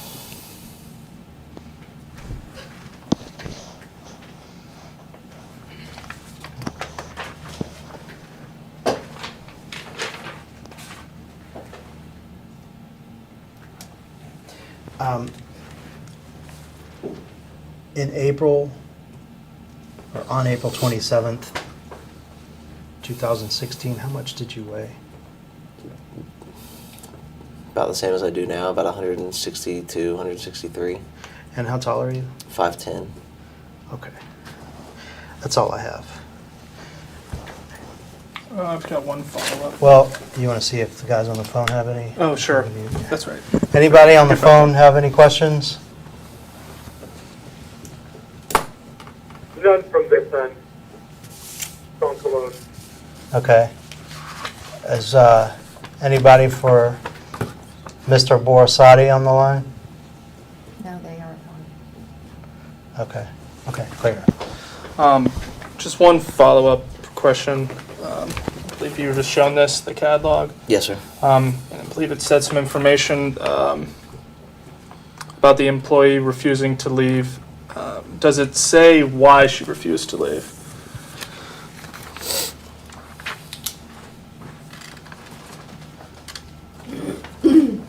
It does not. Okay. When did you learn of the reasons why she? Well, let me ask you this: when you arrived at the scene, were you made aware that Scores was in possession of Miss Martinez's personal items? Yeah, at some point while I was on scene. No further questions. Okay, we'll read it.